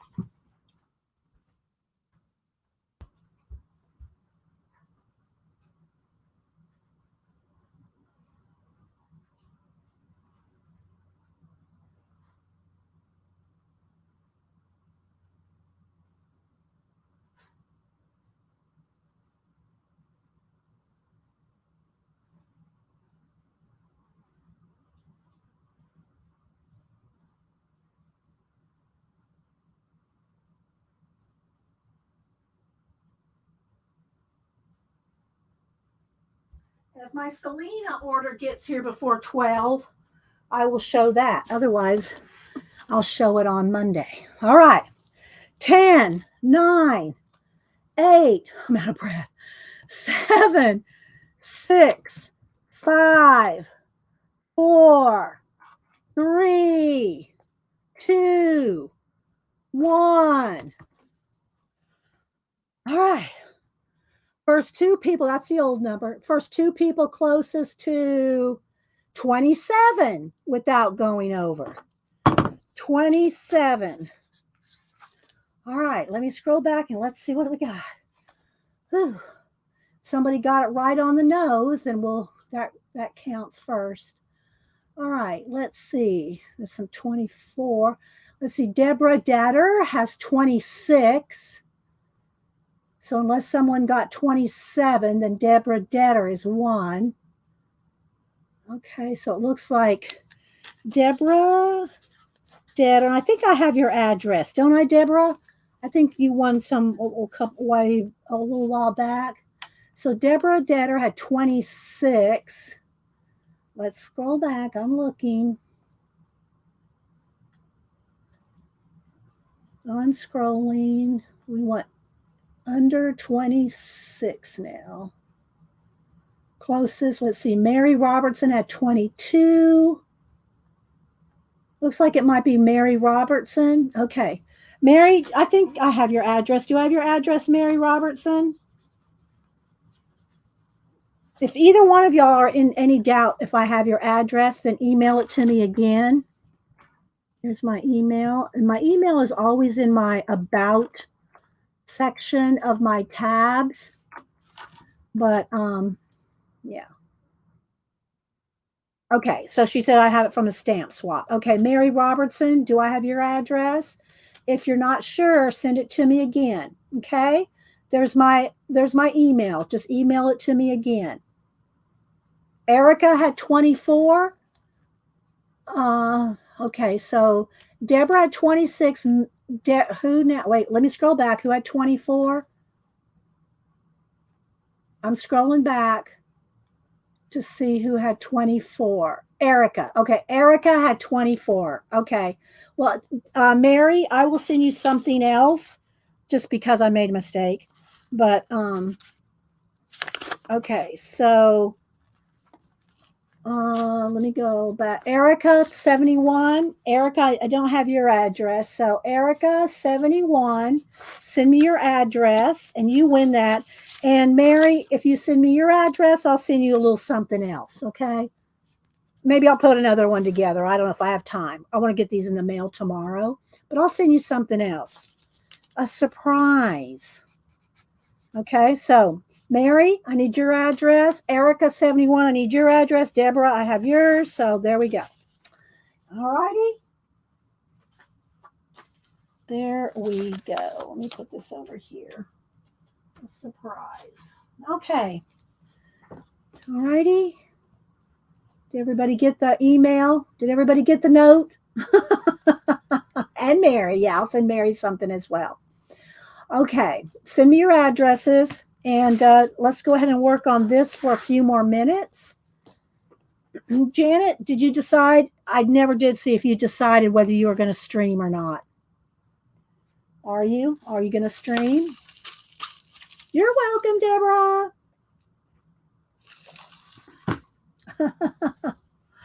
Okay. Yes, and Mary too. I'll send Mary something too. All right. So now I am thinking I want some gold arches. So do I have, let me see, where's my circle? Where's my circle template thingy? Here we go. Let's see about doing some golden arches. Where's my gold pen? Oh, I have it handy. There it is, I think. Yes. You're gonna stream for at least a while and play Pictionary. Okay. All right, Janet. You're welcome, Mary. All right, so I am going to kind of see, this one looks like the closest. So I'm just going to at least get the arch on here on each one, and then I'll paint out whatever else. So I'm thinking that's going to be about right there. So let's see here. Once I get the shape, I can make it thicker or whatever. Like that was a little too thick. All right, so let's just do...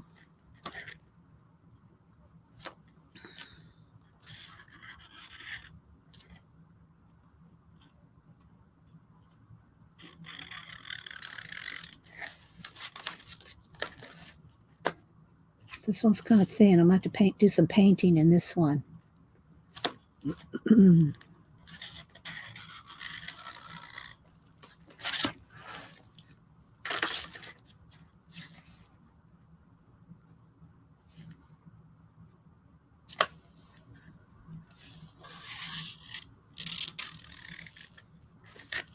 This poor thing. I've taped it. It's falling apart. It's so old. I don't even know how long I've had this one. I have other ones too. So don't anybody send me one. I got other ones. But this one is like, because I've had it so long, it's like, it's like an old friend, right? It's like an old friend. All right, now what I'll do is come over here and do the sides. And I'll paint it out and fix it up. I'll make it neater.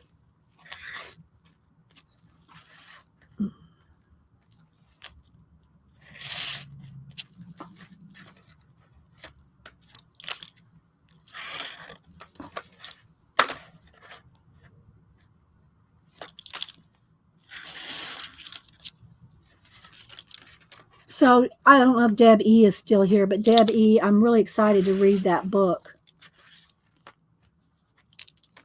about the collage artist from I don't know what year exactly she started, but she lived from 1700 to 1780, was it? So I'll fix all these and make it, more, a little thicker on each one. Now that I have it kind of blocked in, I can go in here and fix them. But I just want to kind of I just ran my sleeve over that one. But we'll go in there with the paintbrush and paint that in and fix it up. I'll paint them in. But anyway, I'm thinking that each one needs its own something. Like I said, the mushroom world, the mountain world, the desert world, the sea world. I'm not sure. But there's our start. Look, is that one leaning? I think that one's leaning. That's a leaning tower there.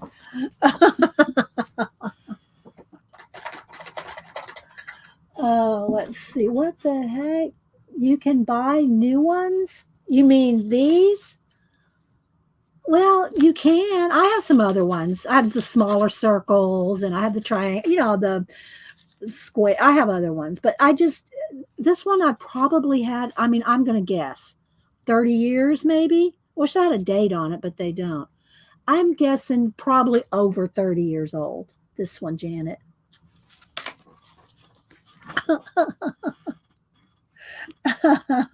I will, Deb. I'm so excited.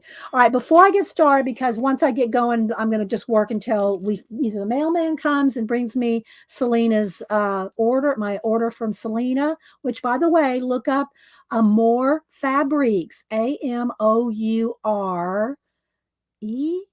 Fabriques with a Q on Etsy and YouTube because she always has it. I got it when she had a daily deal. I got a daily deal, but just saying, look her up. That's where I get all my sari silk fabrics and kantha cloths is from Selena, and I'm expecting to order in any day.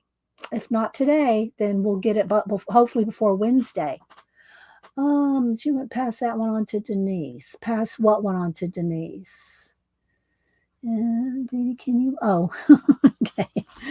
So what I think I want to do is let me get a baby wipe here. And, or do I want to decide what I want in each one? Because as I decide what I want in each one, then I can like kind of paint the scenes a little more before I paint any mist and waterfalls, which I could do that right here because I think that's all I'm going to have on here. I just kind of like this kind of simplicity of this, except I want the water. Well, let's go ahead and try that. So to make the mist and stuff, I just get some white paint on my baby wipe and I mash it. I'm mashing it into the baby wipe. Okay. And so let's see. Maybe we'll have it come this way. So this will come this way.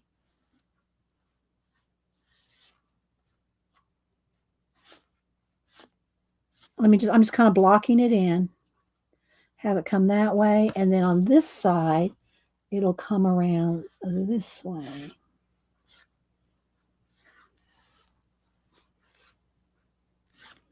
Maybe under that one and over this one.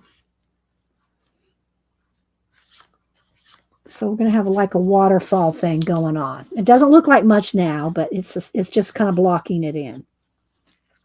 Or I want the water to splash down. But I really want to think about these. I want to think about what I want in there. Like, I like this walk in the forest stuff. But is it all too big? Ooh, some eggs under here or in these things. Eggs in those little pods.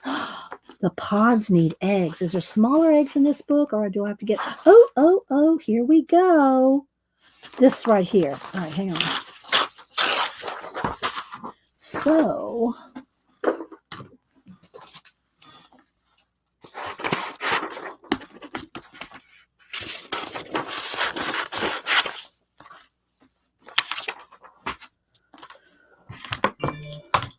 All right. Devin, you came back? And bye, Arlene. Thanks for stopping in.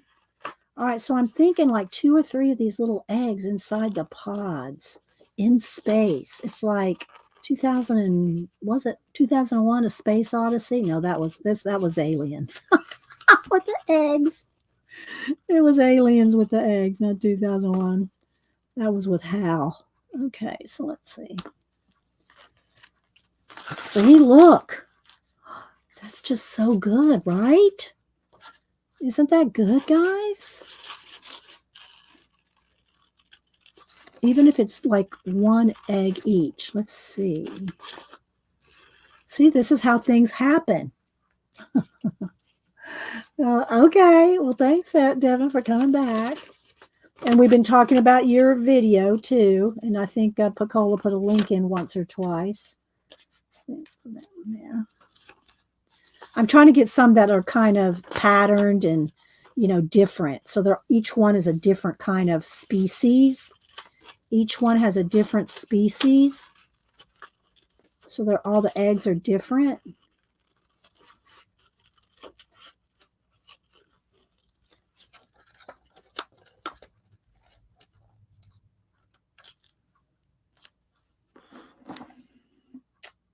Hi, Amy.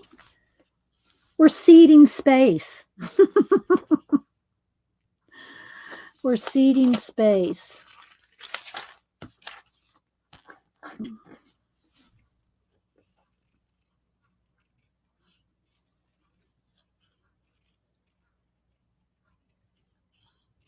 Now, when I glue these on, I can just either dip my finger in the matte medium that's left over, or just glue these on with some, what do you call it, tacky glue.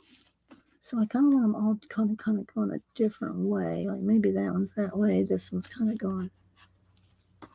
Okay, I need 2 more. That one won't show up that much.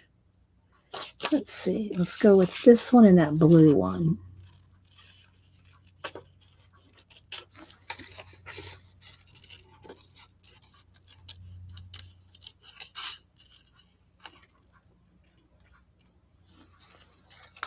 And if you don't like sci-fi or never read it, you're probably going, what the heck? Clone Day in Space. So let's get, let's get this little blue one here.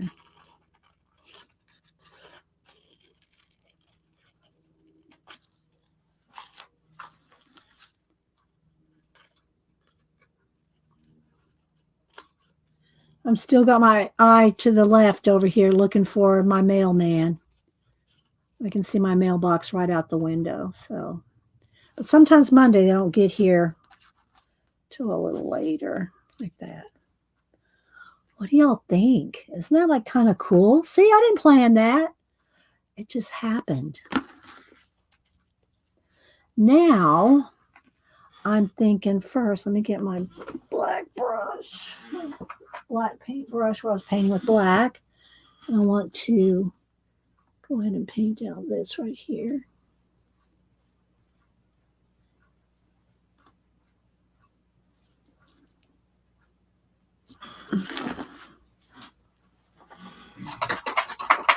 What is it, Malibu? I know I'm not letting you up on the table today because of the pan pastels. So let's see, what else do we have? So I'm thinking that each one of these little worlds needs something like I said, let me get a pen here. So if one has a mushroom, not that this necessarily has anything to do with this, but maybe those worlds are seeding these things in space. I don't know. But we want a mushroom. What other things do we want? Probably a fish, a fowl, and a flower. That was easy enough. And they probably will all be in here. If not, we'll find some close. Okay, so the mushrooms, I might have to get another book that has smaller ones because I don't want these huge ones. Or maybe these right here might work. We'll see. I got plenty of mushrooms in all the books. Okay, a fish, a fowl, and a flower. More eggs. Here we go. Let's see. Can't be too big. Maybe just this little bit right here. All right, so, and I'll fussy cut them out. I just want to kind of find them. All right. A fish, a fowl, and a flower.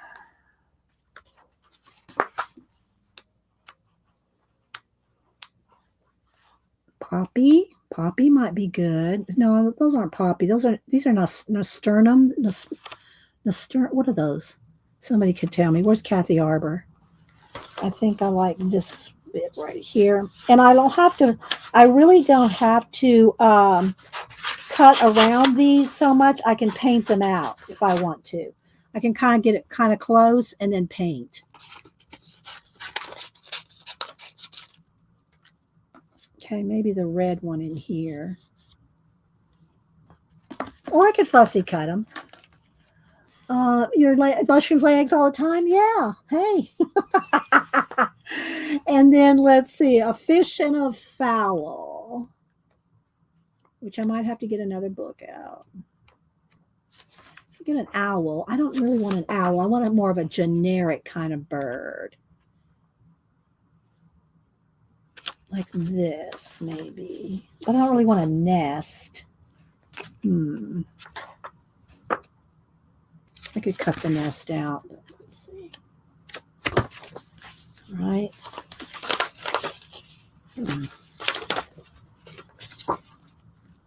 Let's see what's in this one. These are the two newest ones. Oh, there's bugs too.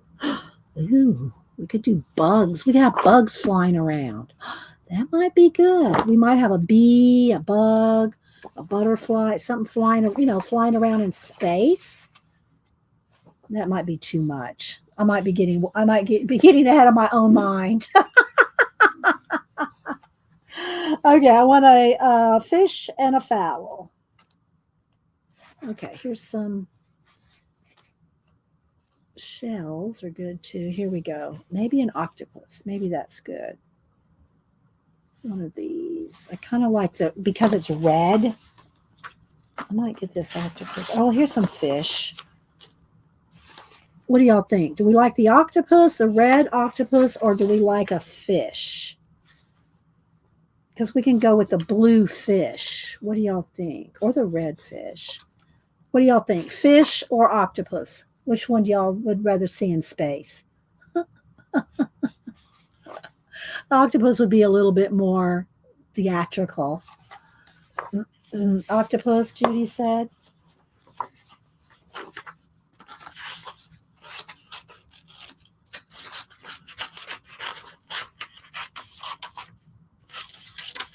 Although I have used octopi in my collages before, but let's see.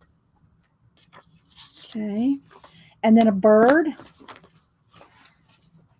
Okay, everybody is agreeing on that. Now we got to find a bird. God, I don't know if I really want an owl. Well, owl has a lot of symbology. Here we go. Let's see. There's a parrot. I need something smaller than those and bigger than those. Of course, I could always put more than one. I think that's all the birds we got. All right, so what do y'all think? A random parrot or an owl? Do we want to go with an owl? Probably an owl. All right. Y'all convinced me. I can read you. I can hear your head. Y'all want an owl.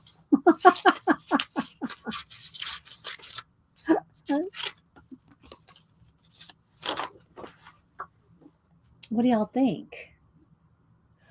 I wonder what will be on my D page. What's a D page? What am I missing? What am I missing, Rachel? D page?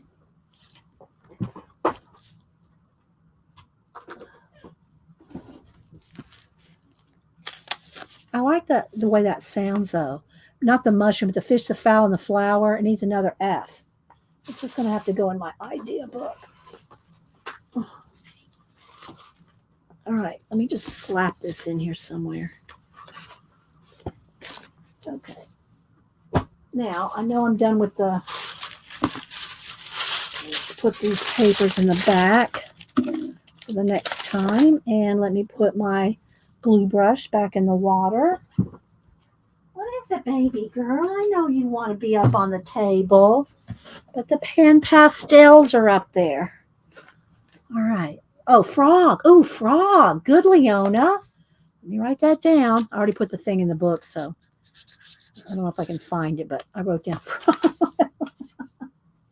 Can I flip to that page? I don't know. Probably not. I'll just put it on. Okay. All right. Let's move this. Let's move that. I've got to move some stuff out of the way. We have to move stuff out of the way before we proceed.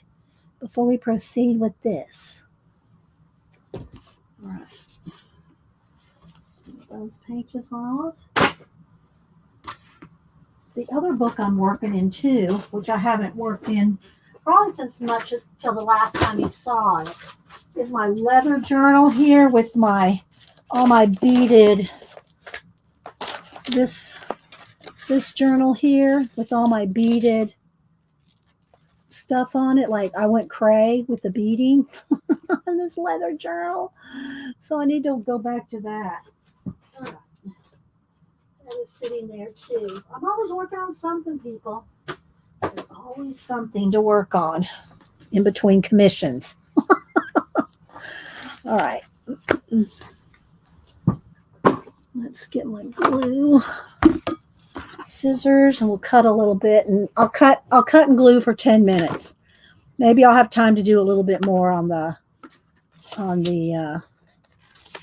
what do you call it, the little water things, because then I can do that with also do that with the brush. Let me get a little brush, a flat brush. There's a little flat brush. There we go. Let's see. This might be too big. Kind of coming in there, coming over. Maybe splashing right there.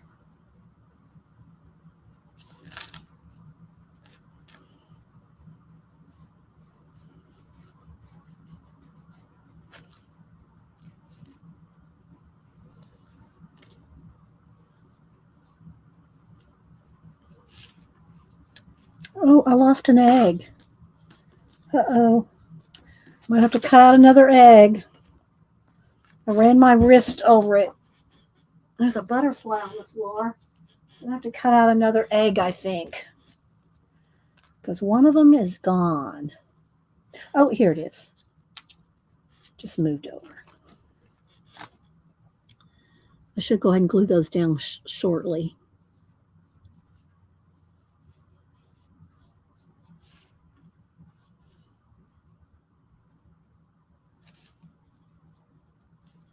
Yeah, let me go ahead and glue these down real quick. With just some. Welcome back, Angie. When's Keisha going to stream again? Have you heard?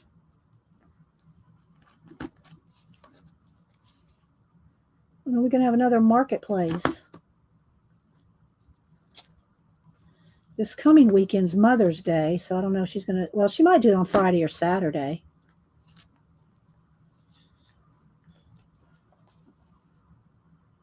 The butterfly came from the giveaway envelopes. Well, I don't know which one, so it's flown away somewhere. Well, I had a whole bunch on the table. The butterflies, so I don't know.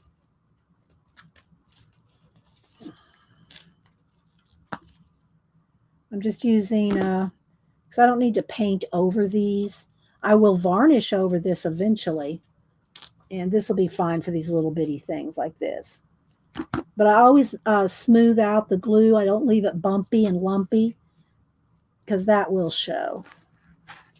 All right, so we got those glued down.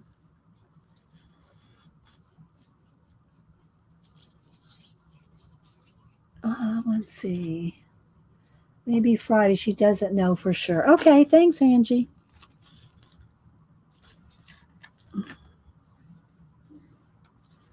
Is that all dried up in there? I might need a little bit of water in there.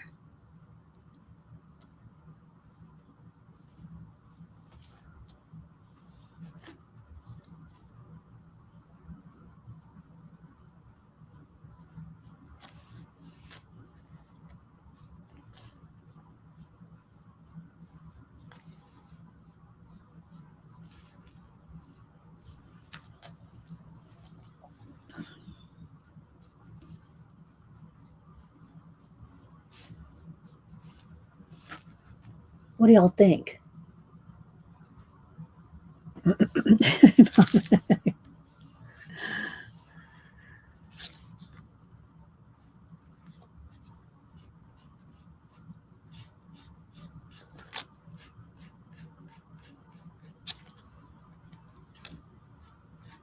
There's not much paint left in that little thing. I might need to get some more out. Although I'm, trying to kind of do a dry brush effect. Creepy cool. Thank you, Leona. We've accomplished our goal. Sci-fi, creepy, cool.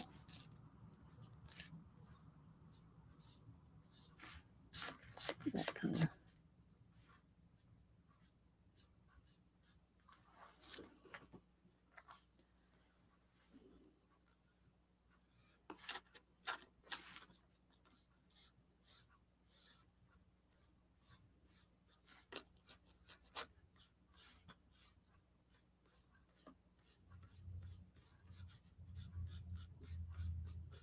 Still waiting on the mailman. We're always waiting on the mailman or the Amazon truck.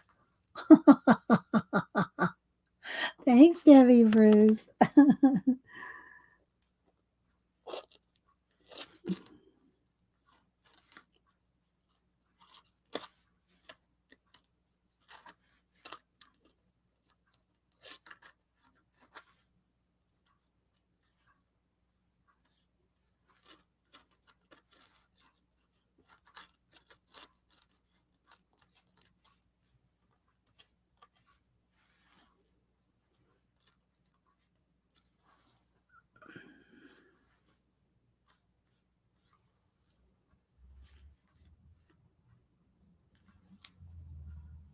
Like some brighter spots. I hope you all enjoyed it. I hope I answered some questions on collage, even though we didn't get a whole lot of collaging done. I'll still maybe I'll put collage questions and answers or something in the description, in the title. Collage questions and answers. That's kind of what we did today, right?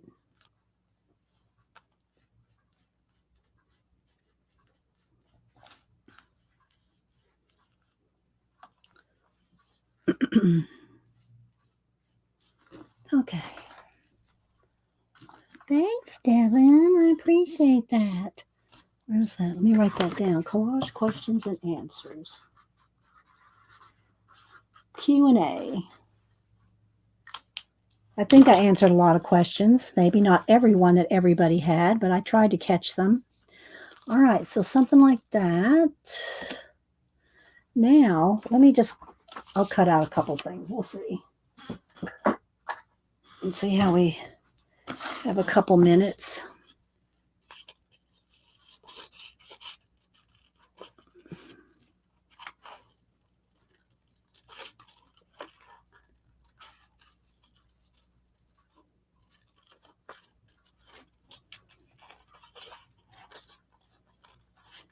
So what's everybody else doing this week? Anything?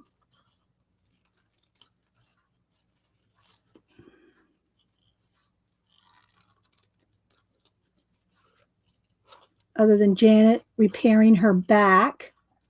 Told her she should have just sat and had pizza with me in the garden. I'll call her in a little bit, make sure she's okay.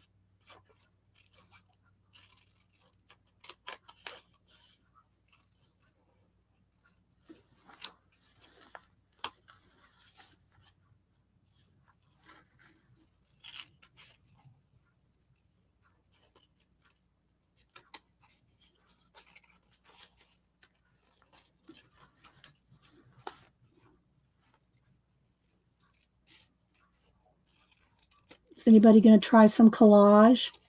Because of what we did today, I got to cut that little mushroom off there. Then we'll put it might be two. Let's move it up just a little.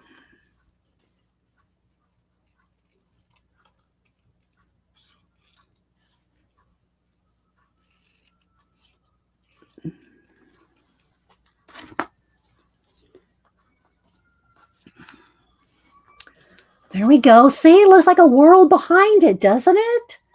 I'm coloring a new Coloring Heaven book, mixed media piece. Oh, Leona, are you going to post it? You're not on Instagram, are you? Who am I thinking of? So one of y'all are not on Instagram. All right. No, I think you are, aren't you, Leona? You're on Instagram.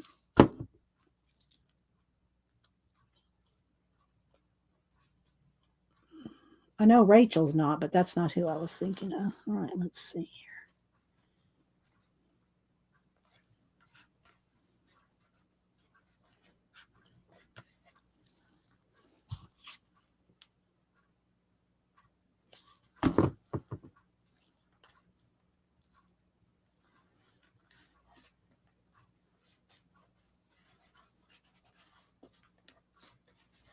Because these are little, I can just, glue it on with this. If there's anything bigger than that, you're going to get lumps and bumps if you're not careful without having the matte medium. But like that, that looks pretty good. Man, I don't mix for, you and IG don't mix for some reason, Annie. To try doing collage like yours, it seems to be unable. Well, you don't have to do it like me. You don't have to do it like me. Take some of the tips, and see what comes to you. Rachel wants 3 prompts. Okay, I still got the stack here. I got the stack. These are the ones we've already done. So, all right, here we go. Rachel, top 3. Here we go. Stingray, Vampire, and Charlotte's Web. There you go. There you go, Rachel. Thank you, Miss Lena. So thanks, Kathy. So there you go, Rachel. Charlotte's Web, Stingray, and Vampire. Anybody else want 3 prompts? Let me know. I'm going to keep cutting while we do this. This little butterfly needs to go somewhere. Oh, let's put it out of the way there with the washi tape. Okay. Well, and I'm not saying it doesn't take some practice. I mean, I've done hundreds of collages. You know what I mean, Vern?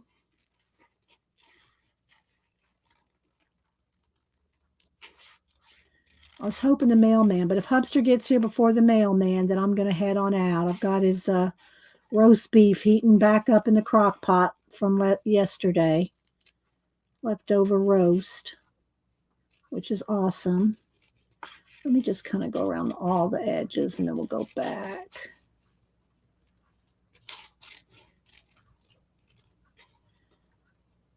And you can also glue these down and paint around them, but I'm trying to leave as much as the background as possible. And then I will fix all these golden arches as well.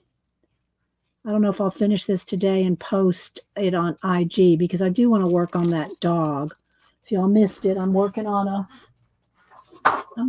a dog commission.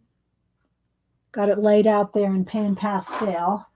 That's why I got my pan pastels right over there. That's why I haven't let Malibu up here.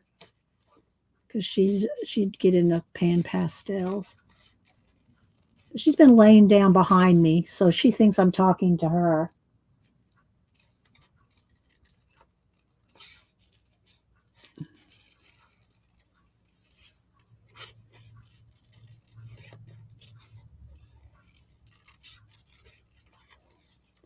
And thanks again, everybody, for being here. Don't forget, Janet comes on at 1. She said they're going to play Pictionary. Pictionary today.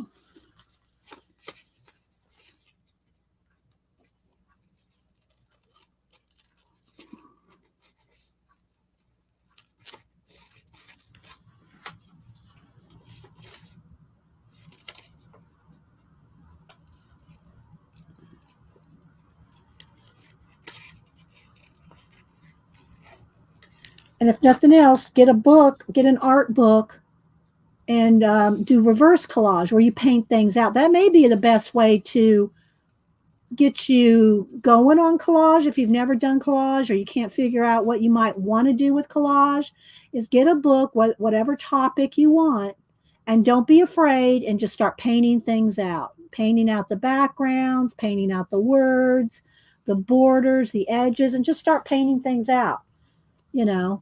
Get a hardback, though. I'd recommend getting a hardback book so it'll hold up to lots of paint.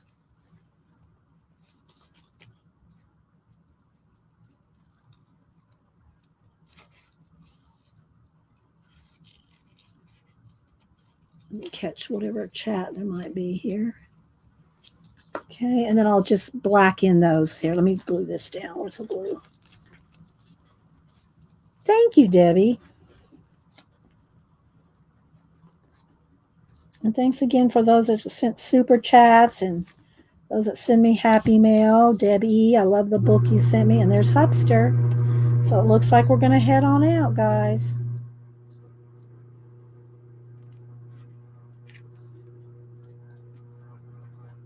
some of those little tentacles there. And then like right in there, those two little spots. Let me get a black pen in here.